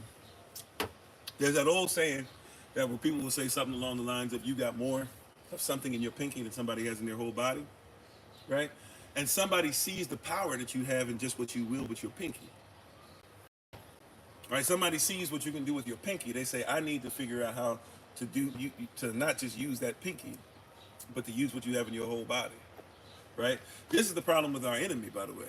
Our enemy has only learned what we can do with our pinky, and it's learned to control us with it. And they recognize if we ever learn that we got a full hand and a fist and an arm, right? And we're equipped from head to toe, it's over. If we ever got back to respecting who we were, it's over. Come on, somebody. If we ever got back to being who we are called to be, and stop worrying about what somebody else writes about us in his story, but actually be who we're called to be in our story, it's over. It's over. Right? If we ever were like, you know what, we could all live together and eat together and grow food together and make our own homes and have our own businesses. Matter of fact, we could make one business and make sure that business encapsulates everything that we need, and then use that business to do things with others. It's over. You say, who are we called to be? Well, if you're talking about my nation and my culture, my people, we're called to be a chosen generation, A royal priesthood, which by the way, it's only one word. There's not a separate word for royal and priesthood. It's one word. So if you're royalty, you're priestly. If you're priestly, you're royalty. In my culture, we're called to be a holy nation. Put a W before that H. That means to be one. It also means to be alav or aleph. It means to be one with the Father. It means to be complete. It means to make sure that we're following law. That also means to be a chosen a peculiar people, excuse me. And people, by the way, also means nation. So to be a nation that doesn't necessarily fit in, right? And to show forth the praises of the one Elohim. So for us, those of us who do that, yeah, it's about not just going to an assembly, not just going to a building. It's not just about being able to say that you can say a couple of scriptures here, you can say what this equation is, or to be able to say how many degrees you have, and you have as many as a thermometer, and yet you still can't make sure that you function well enough that your house is cool when it needs to and hot when it needs to be, right? Like it's about actually coming together and living something and living it so well over and over again, specifically, over and over again, habitually. You said that's what Jesus already did. Well, I don't worship Jesus. Jesus means half man, half Zeus, right? The Master Zeus is the daughter of Zeus, Dionysus, the son of Zeus, Pegasus, the horse of Zeus, even Perseus, or who you call Perseus, right? Is son of Zeus. Zeus is Zeus. Jesus, Yesu, half man, half Zeus, right? And that was a nickname given to him on the cross, to be honest, but given to him by Pontius Pilate, that was saying, I don't really know what you're talking about, but I believe you, and there's no fault in you, and if you don't lie, if you're going back to your father, you must be going back to Zeus, right? But Yehoshua, or Yeshua, Yahushua, Yahweh, I'm not going to argue over dialects right now, but Yehoshua made it a point to make sure that we do things in his name. But if you say that's what he already did, sure. So Yehoshua is the door. So question for you, he's the door, and you're supposed to enter in. When you enter into the door, are you supposed to still be impoverished? When you enter into the door, right? When you enter into the door, you're so quick to say all this stuff, and it looks like you've been muted already. But just to let us know, if you're listening just for a hot second, when you enter into the door, should you still be impoverished? When you enter into the door, should you still be enslaved? When you enter into the door, should you still be sitting up there trying to make sure that you're eating things that aren't healthy? When you enter into the door, should you eat things that you know are unhealthy for you, but pray and tempt the Most High out, right? When you enter into the door, should you do these things, or do you just come up to the door? Are you satisfied with coming up to the porch, sitting at the door, never knocking on it so that you might have entrance? Because if you have entrance, you're not supposed to be the same way. So if you're doing the same stuff that they do in the world, but then trying to call it kingdom, well, then that's not righteousness. That's not right lawful standing, right? And if you want to even say that you're righteous, but don't want to talk about right lawful standing, then so be it. But you want to celebrate half man, half Zeus, and that more than likely is why you are where you are. Boaz did not celebrate half man, half Zeus. Ruth did not celebrate half man, half Zeus, and even their great grandchild, right, Yehoshua, he didn't celebrate half man, half Zeus, nor did he get called that, nor did he want to be called that.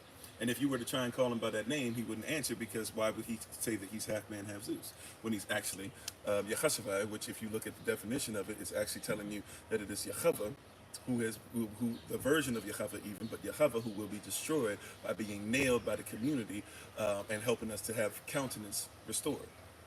That's what his name actually means. And when you try to say his name means salvation, it doesn't mean salvation. Now you can say Yehoshavayash, right?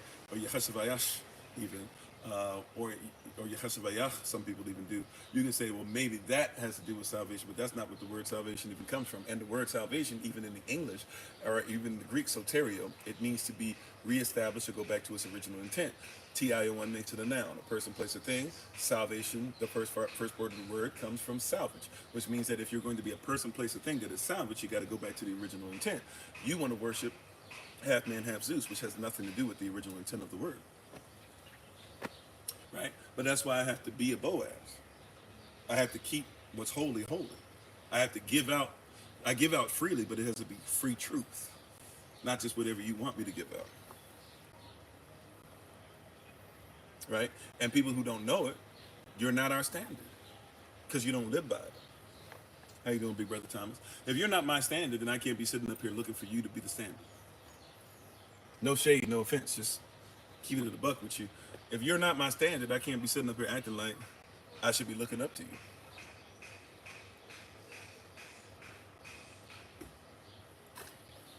That's just real talk. If you are not my standard, I won't be under you, because I don't understand. And all my getting, I better understand. And if I'm getting something that's not righteous, but I stand under it, then I should be ready for everything that comes with that. That's just truth, right? That's just truth. How you doing, brother Omar? That's just truth. If you're under a standard that's not righteous, why would you look for righteous reward? Does it make sense? Come on, family. Does it make sense that if you're under a standard that's not righteous, that you expect righteous reward? How you doing, King? Thanks for being part of the community. It doesn't make sense, does it? Not in any way, shape, or form. Right? If somebody, forgive me, I know it's trigger warning, and I'm not trying to talk bad about anybody. I'm just using terms that we're familiar with, okay? So I'm not trying to talk bad about anybody. I'm just making a point to say that. And even if you are this or have been this, we believe that you can come out of it, okay? If we have somebody in our community that at one point we would have called a crackhead or a dope fiend, right?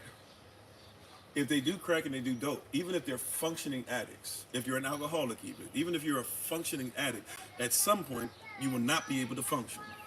Because if you keep sowing the dysfunctional into your life, it's only a matter of time before the dysfunctional supersedes what functions. And yet we have people who are addicted to Jesus. You don't even love him.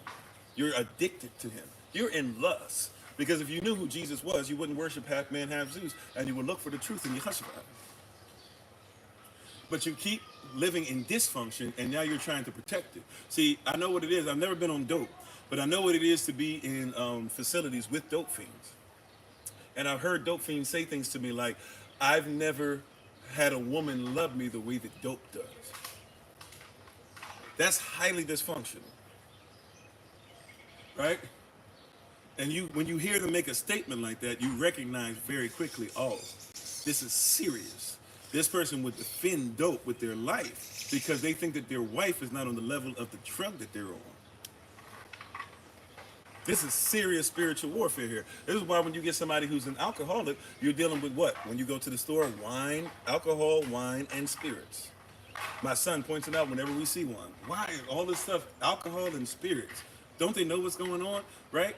And what he doesn't talk about as much, because we don't really go to church, but what he doesn't talk about as much is if he sees an alcohol, wine, and spirits place, he will not have to look too far before he sees a church.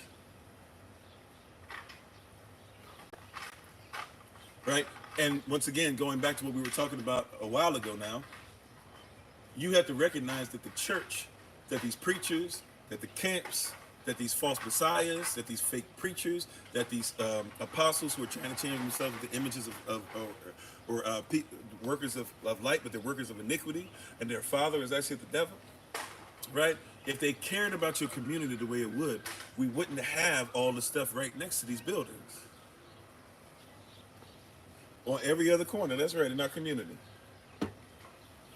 How is it that you got all these churches and nobody's taking down check cashing places? What is a check cashing place? That's one of the most evil designs.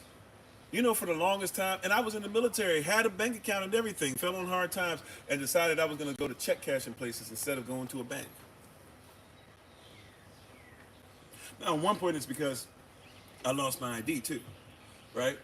But at the end of the day, I got in the mindset to where I would give somebody my whole check, or not my whole check, but give them a piece, a significant amount of check, especially for the little I was making. Giving you any of my check, right? But because that's what they do in the community, look, your corner stores aren't even your corner stores. And the people who are over your corner stores will not eat what they feed you. Go ahead and go to your Chinese restaurant. And now you're saying all this stuff. You know, I've never seen a Chinese restaurant that had to advertise this and that or whatever. Yeah, that's true. But you know what? They don't have to advertise because they're on your corners. And when you go in the corners, they make sure they protect themselves from you with that bulletproof glass. And they don't eat what you eat. Matter of fact, when I go to Chinese restaurants, the corner ones, and I tell them, hey, I want vegetables. And they'll be like, oh, well, we don't really do vegetables. We only do. And I'm like, no. I'm not talking about what you have on the menu. Now, you actually got to talk to them like that. I'm not talking about what you have on the menu. I'm talking about what you eat. No, we don't have that. And you got to go through this whole rigmarole and they're going to pretend. No. I want what you eat. I know that you work here all day and you will not eat what I eat because you know that it's wrong. You know that it's bad. I don't want what you give to everybody else. And I even say it, I start saying it out loud because people start looking at me because I want them to know where you're eating, right? But I tell them, don't give me the vegetables you eat. Or if you give it to me, fine. I need you to give me extra this, extra that. I need you to put the stuff on there that you use to cleanse the food. I need you to get, because there's stuff that they don't eat. Yeah, right? I need you to give me something that don't give me the stuff you won't eat, because if you won't eat it, don't feed it to me. Right? You go to the corner store. How you have pork in just about everything, but the people who own it, they're Muslims? How you got pork in all the food in this corner store in my neighborhood, but everything in there, but you a Muslim? I be looking at, I go to the counter, I shake my head, I talk to them like this. I go up to them, I say, man, this is jacked up, man. They be like, what? And I'm like, come on, you, all this stuff in here, you don't eat this stuff. Pork rinds, right? You got juice in here that's got pork in it. Ham hocks, ham in this, pork and beans, and you sell them the pork and beans for $5 a can. You know y'all don't eat this stuff. Why would you feed this to our community? Y'all don't even drink. You supposed to be, are you real Islam? If you real Islam, you're not even supposed to have alcohol at all. What you doing? How you gonna feed this to us? How you gonna do so? You don't even drink, but you're gonna make sure that we get drunk. Right? But we don't protect ourselves like that. We don't think that that's necessary. We go, that's our only opportunity. That's the only thing we can do. Because they know that if they open a store, they know that you're destitute. They're not, watch this. People who are selling you things are not selling, wow, my greatness. I'm trying to help. Hopefully this is going to help somebody. Look, when you are going to the store, they're not selling things at the store because it helps you. They're selling things at the store because they believe that you can't live without it. Or because they know that you believe you cannot live without it.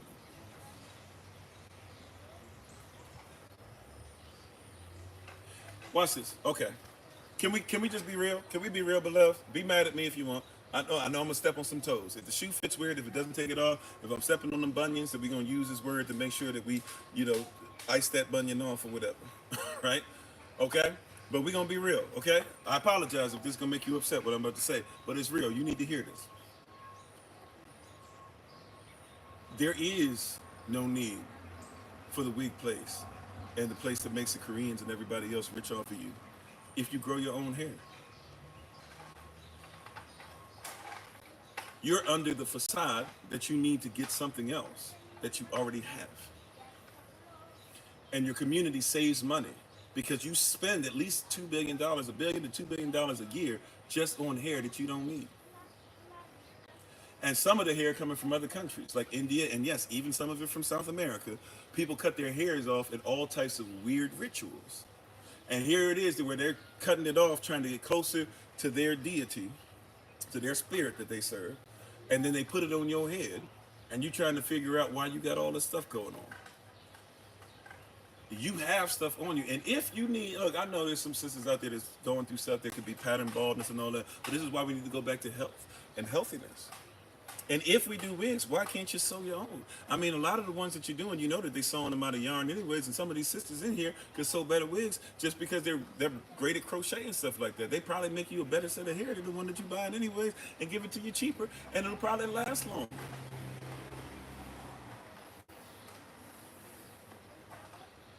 But you're under the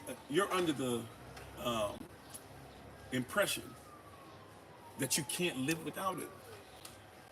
Girl, I'm gonna get my hair done and then never get your hair done.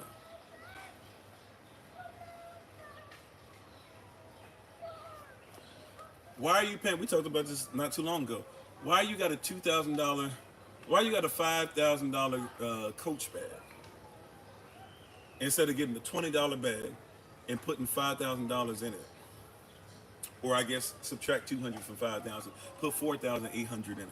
That means your bag is worth 4,800. Right? In your mind, though, you want a $5,000 bag that you might not be able to put $100 in. But everybody gonna walk around and say, that bag, though, girl, where you get that bag from? Brothers walking around in Jordans to the point to where now Rent a Center is renting out Jordans for $19.99 a week Knowing that most of y'all can't afford to pay the full price for them, which is going to be more than what the actual full price is, but knowing you can't pay what the 500, 600 they're going to charge you for in 30 days, and since you can't do that, you're going to hope that you can keep those Jordans around and keep renting them to own, even if you don't wear them every day, because you're not supposed to get them scuffed. If you get them scuffed too much, then all of a sudden you're going to have to pay a penalty, or you're going to have to go ahead and keep them and finish paying them off anyways. Sitting up there for some Jordans, paying $19.99 a week, and then what if somebody gives the Jordans back? You gonna go ahead and still pay $19.99 a week and make sure that now you got somebody else's foot fungus up in there? Oh, you thought I was just coming for the sisters when I started talking about hair. No. Shoot, brothers got fake hair now. Brothers be weaving it up now. I know we ain't trying to talk, but brothers got the extensions now. Oh, I'm serious, Bruda. I ain't lying to you. Go ahead and look it up. I used to work for them. They got mad at me. The reason why Rent-A-Center got their worry-free guarantee, they started at the store that I was working at because I had so many contracts. But I was real with people, and I made sure people got stuff paid off real quick. I didn't want them on no 2-year contracts, and I kept getting business. I got 4 times the business everybody else did. Right? I know the ins and outs. I know how this works. I know how remaining value works. I know that somebody can have something and they can have it paid off, and it only need to be $300 that you need to pay for it because somebody had this furniture and they didn't even sit on it. They had it in a room. They kept it pristine, but they didn't want it anymore for some reason. They didn't care that they only had $300 left, and they just gave it back to us. And they'll try to make you pay the whole thing all over again. I know how all that works. I know how it works over at what is that one? You got Rent-A-Center, Aaron's. I was about to say Ames. I know Ames ain't right. Is Ames even around anymore? I don't even think Ames is around. But Aaron's, how Aaron's works, it's the same thing. Aaron's, the only really big difference is Aaron's does credit check. Aaron's sometimes can be a little more expensive, but Aaron will do credit check, and Rent-A-Center doesn't. That's about the only difference. But Rent-A-Center's still going to check you, and they're quicker to go ahead and get their stuff. See, Aaron, since they do credit check and all that stuff, if you mess around, they're going to mess your credit up. Rent-A-Center, they'll just get the police to get involved and get their stuff back. But they both playing two wings on the same bird. And you have people that'll go just like Republican Democrat thing. They'll be like, I go to Aaron's instead of Rent-A-Center. I go to Rent-A-Center but Aaron's. You better not. And if you on that contract, SOC, I'm just letting you know. I can't command this per se, but I'm just letting you know. Hey, you get in trouble with Rent-A-Center or Aaron's, especially after this date, right? What is today? what is today? Somebody May the 20s. What? 4th, 25th, 26th, 27th, I don't know, whatever it is, right? Whatever today, after this date, and you come in here talking about I got in trouble with Rent-A-Center or whatever, I'm just going to be honest with you. We're going to pray for you. And maybe we be able to see what the Holy Spirit does and she direct. But you getting yourself in trouble. And if you're going to deal with them, and you don't have to, you feel like you just have to, you can't get it, this is the only way, there's always a way. But if you feel like it's the only way, fine. I'm telling you, I'm one of the people that was there when they started some of this stuff that where they look nice, but we were doing it different because we cared about the people. They don't care about you. So if you want to know how to actually use that stuff, I'm going to tell you the terms, I'm going to tell you what to ask them, I'm going to tell you who to talk to, I'm going to tell you district manager information when they put it up there because you're going to be talking some stuff that's going to go above their heads, right? If you want your stuff, so we can make sure you get your stuff and make sure you qualified to make sure you get in and out of there. 3 months, that's it. Get your insurance on it, where even after the 3 months is up, if something happened, they'll give you brand new stuff in your home while they're fixing your old stuff. If we're going to do it, let's go ahead and make sure we do it right. Right? But don't go into this thing where you about to pay 3 years on a television that by the time you finish using it, nobody even uses plasma television anymore. You know, when I first came in, I mean, this is years ago, but still, there are people still getting these big, huge televisions with the tubes in them and trying to rent them out because they're supposed to be cheaper. Man, ain't nobody going to use that in a couple of days. You're going to pay on that for 5 years, and in a couple of days, nobody going to be using it anymore. And even with the plasma, they don't be telling you stuff like, hey, you better not make sure that plasma television go on the side. As soon as it goes on the side, it might be ruined because that's liquid. And really, every television now is not even a television like it used to be. Now, I mean, they're televisions, but you know what I'm saying? They're actually computer screens.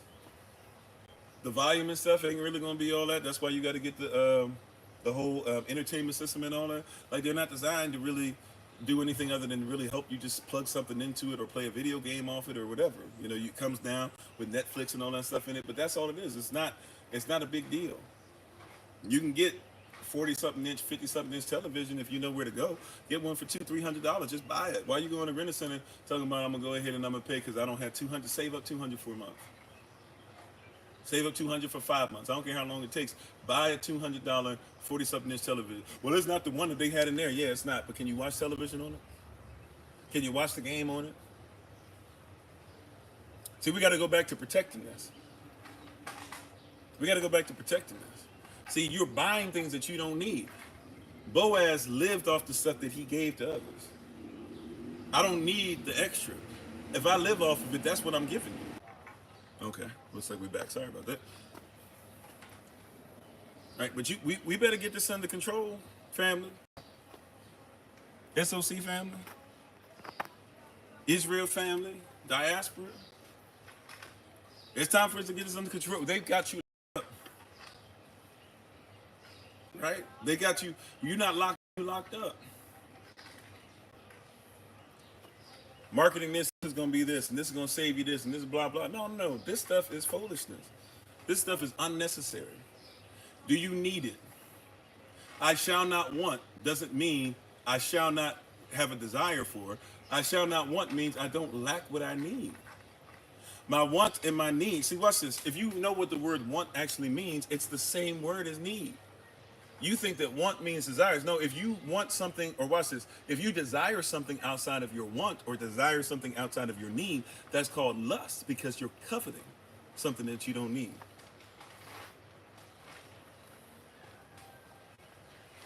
Amen. Give your best, lack nothing, right? But I don't covet what I don't need. So if I don't need it, why would I give it to you? Because if I don't need it, watch this, I don't have it. I'm not trying to have what I don't need. Now, this is taking some of you to another level because we've been taught to get as much as we can, just get it and get extra and get extra and get extra. Rich folk don't have all this extra stuff you be thinking they have. Rich folk have what they need.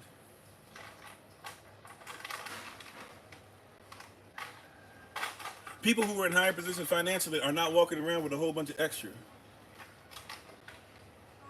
Yeah, rich people might get stuff with rims and stuff on it, but they don't take off the rims that are already shining and try to make sure that they get rims that are $5,000 a piece. For what? What are the rims gonna do? Ain't no shame in my game, I told y'all. Right? And these are a little more expensive than the ones I usually just get the straight up slides. But because I'm trying to make sure, I told you I got a new normal, I've been working on making sure I deal with my nerve stuff. So watch this. Right? But I'll be wearing the Moses 11s. These are Moses 11s. Sometimes I'll be wearing the Amos 12s. You know what I'm saying? But these just the Moses 11s. Right? That's all I need. It makes sure it deals with my feet. I got some padding on the bottom. I can climb in these. I can actually go on mountaintops and stuff if I want with these if necessary. I can go to the gym if I forget my shoes and work out in them bad boys. Right? The Moses 12s is fine. The Moses 11s, I'm sorry, it's the Amos 12s upstairs. These are Moses 11s, right? But that's all I need, right? So if somebody were to ask me for something to give me my best, right? I'm not giving you anything outside of what I even use. I'm not saying you can't wear sneakers. I'm just saying, right? Somebody says, "Oh wow, that's great. How are you doing this? And how do you afford this? And you don't even make as much money as I do. How are you afford?" Because I wear these every day. I wear these every day. I don't need. Look. When I first started getting money for the first time in life, I started trying to be the brother that had 30, 40 shoes. Had them all in shoe boxes so that they didn't get scuffed and they didn't touch each other and they didn't see too much of the light of day. And I made sure I polished them before I put them on and all that. It's too much. Ended up giving it away and ended up to where my family, they started needing shoes and stuff. So they come by and I started getting upset because they be wearing my shoes. I'm like, dang, why are they all always in my stuff? Wearing my clothes and that. And I started thinking to myself, why does it, the Holy Spirit, for real, she brought it to my attention. She was like, why are you so worried about that? Like, do you even need that? Aren't you the one talking about tithing and all that stuff? Now if somebody has need and what you don't understand, man, that's the ones I be rocking with that outfit, man. That's like my best for my little brown and my little cream colored situation and all that stuff. Give it to him, Kofi. Give it to him. Right?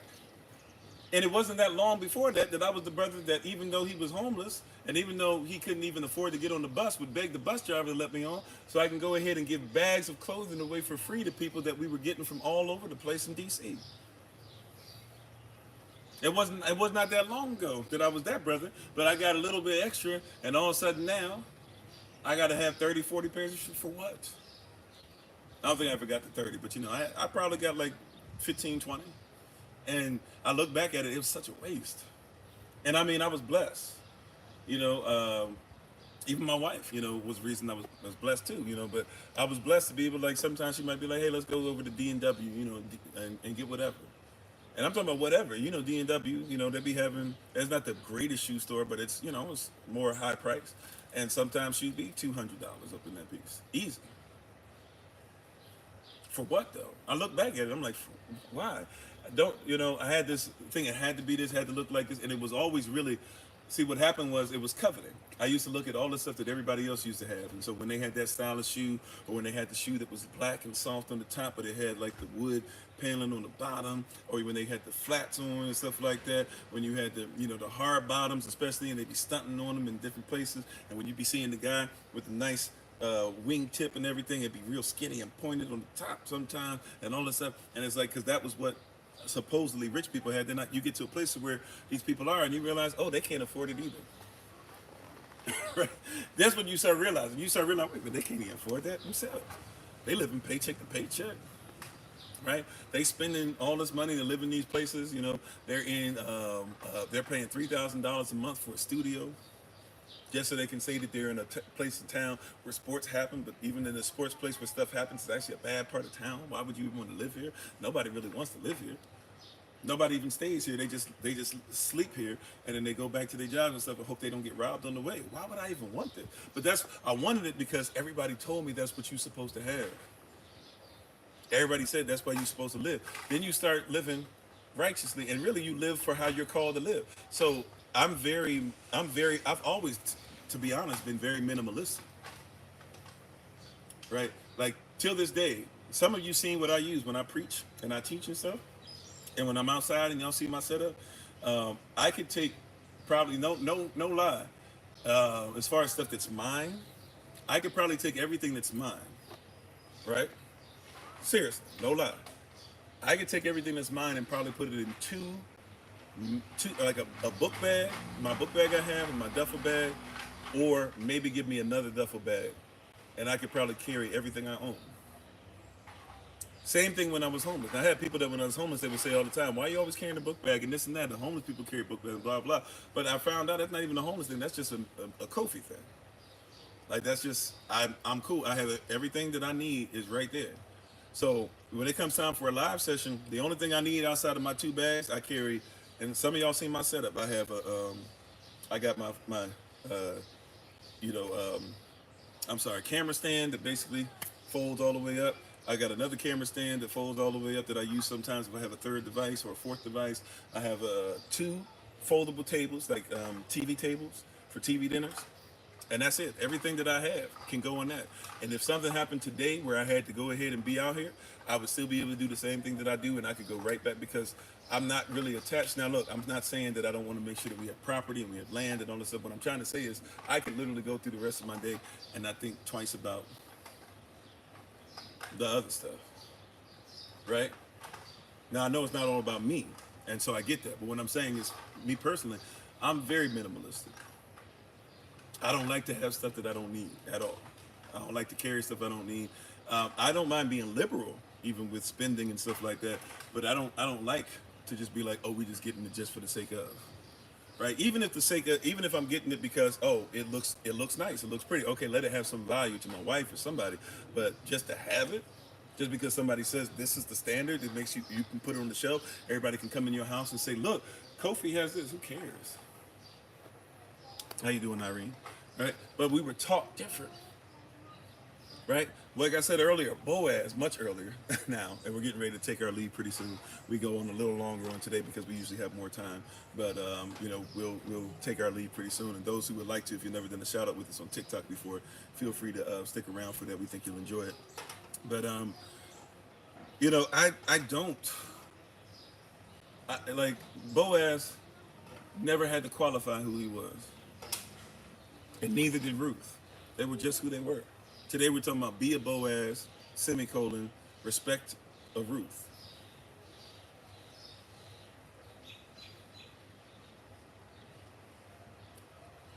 I don't have to qualify who I am, especially through somebody else's prism. Thank you for the love. I don't have to. I've never had to. When you learn that for real, that's the piece for real anyway. Once you learn that you never had to qualify, because some of you feel unqualified by the world standard, and you are, because you never were supposed to be qualified.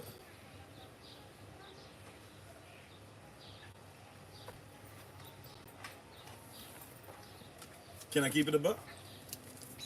Can I keep it a buck with you? Let's keep it a buck 5,000. I know it's not such a thing, a buck 50, right? Real talk.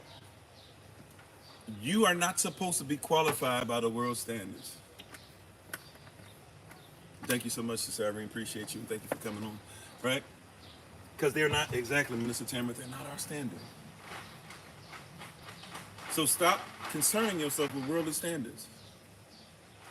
If you had to, the nomadic value system, there you go, right? Like, stop worrying about their standard.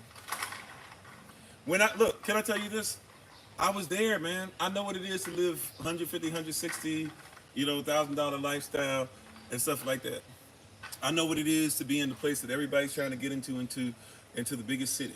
I know what it is to have traveled the world and have the stuff in the military and everybody thinks that you're all that because of your uniform.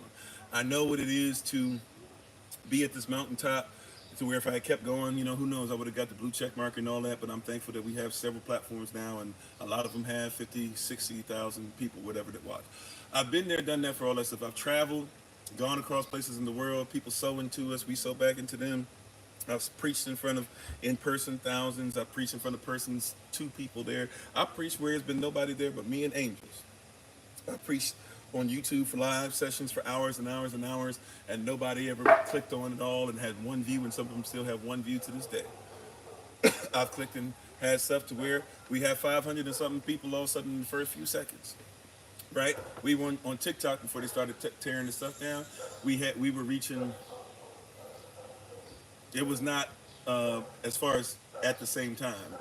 We could reach total 45,000-ish people easy, and we still do. It just takes more time now, but we could reach 45,000-ish people in a live session, and we could have 1,000. I think our high was like 1,300 people on at the same time, just off of one platform. Not all platforms combined, just one.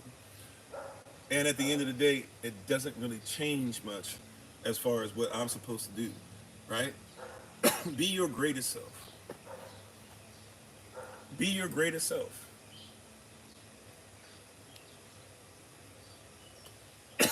Excuse me. Be your greatest self.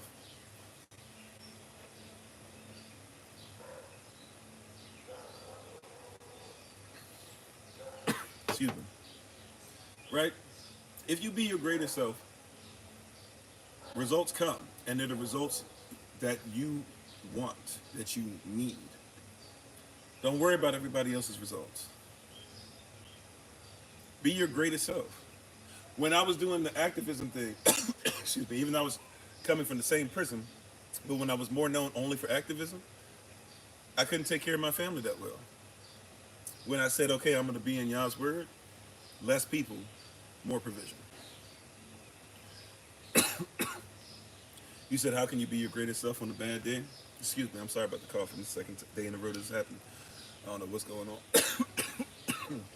Excuse me. And sorry for being rude.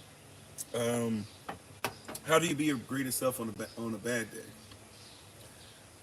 It depends. It's what your standard is. If I just be honest with you. What is your standard? Excuse me.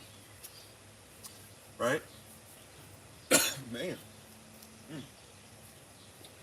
What is your greatest? Oh, I don't know what's going on. Forgive me. Give me if y'all don't mind. I'm trying not to be disgusting, so maybe give me like 20 seconds. I'm sorry. I apologize. I promise I'm gonna answer your question.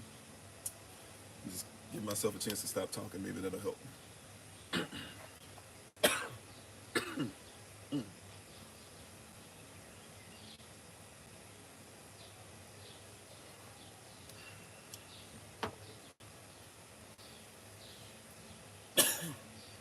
Excuse me. I just realized too. I'm drinking the cranberry juice.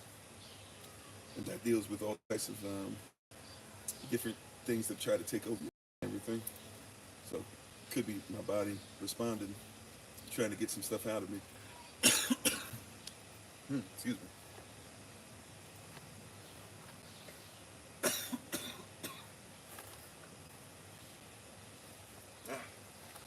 Okay, well, we're almost finished. You might have to deal with me coughing a little bit. I apologize. I'm going to try to do the best I can. This might have to be the last question.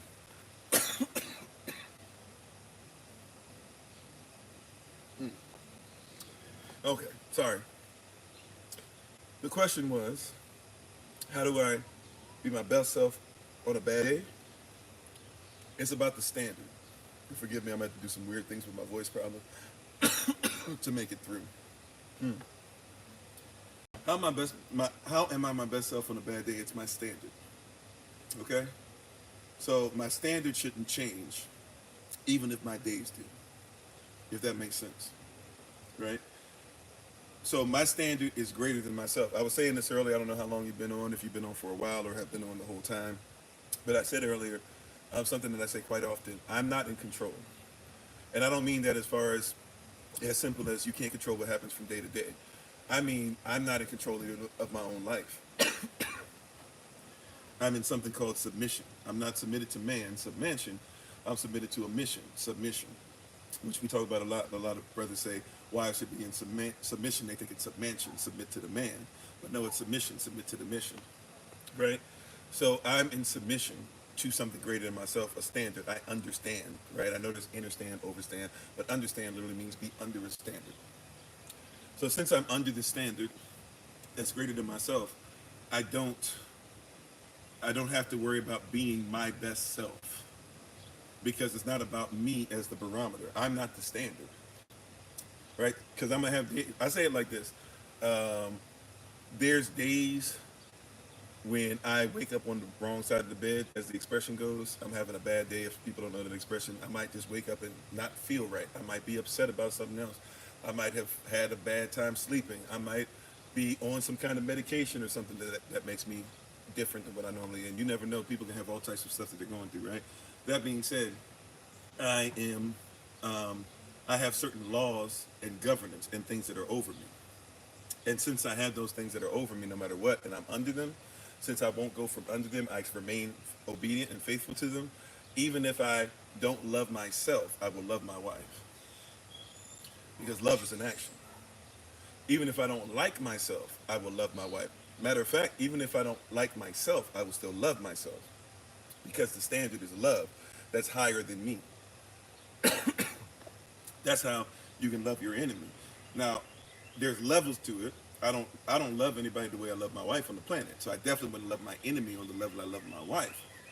That being said, though, right, I still have a certain action, right, for my enemy. Even if somebody's yelling at, we've done this plenty of times when we're feeding people in the community.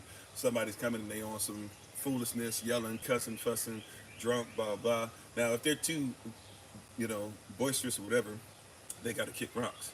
However, right, if they're doing stuff and the goal is to feed them, and we're feeding people that we know are not quite in a position they need to be, but we're trying to make sure they're all right to get through the next day, maybe even slip something in their meal or whatever that kind of gets them off their high or their drunken stupor or whatever. But that's part of the goal of what we're doing, and we're giving them clothes and all this stuff.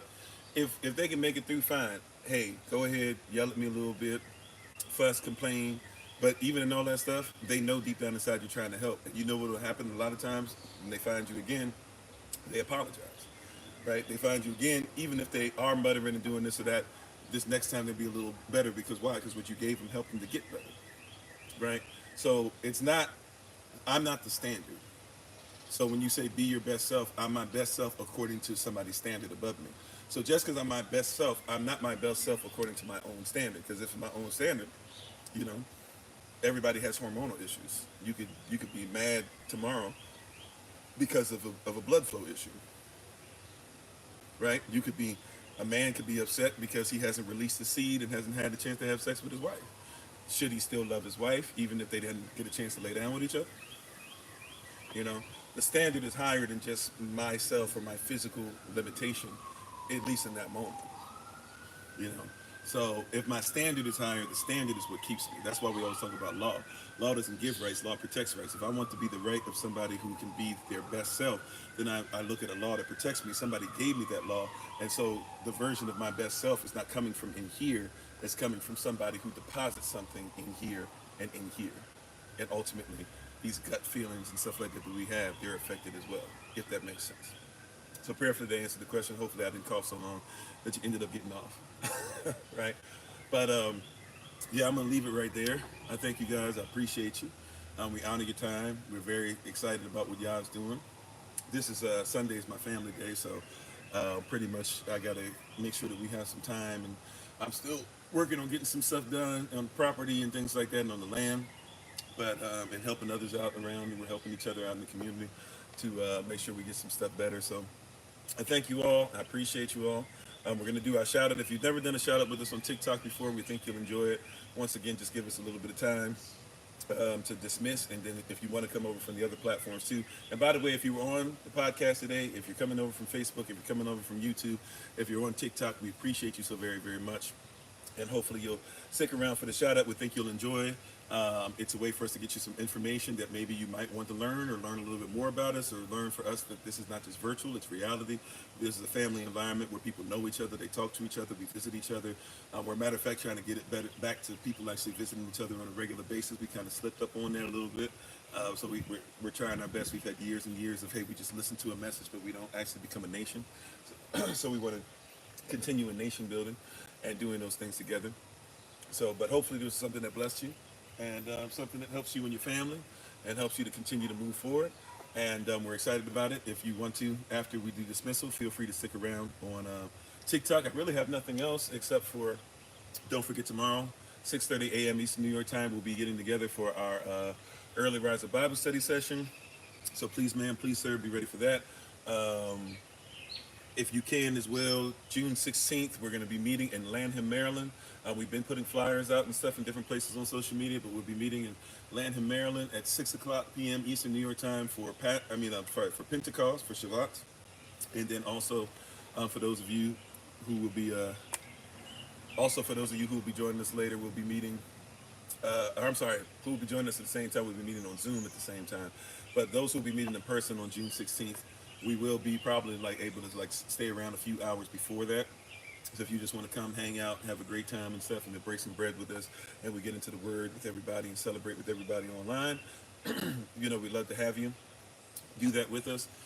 Also, too, on June the 22nd, we will be in Atlanta, Georgia. So if you would like to do the live session with us at 8 a.m. Eastern New York time, feel free to do that. I'm not sure. Let me check out something. I might have to make a change on the schedule.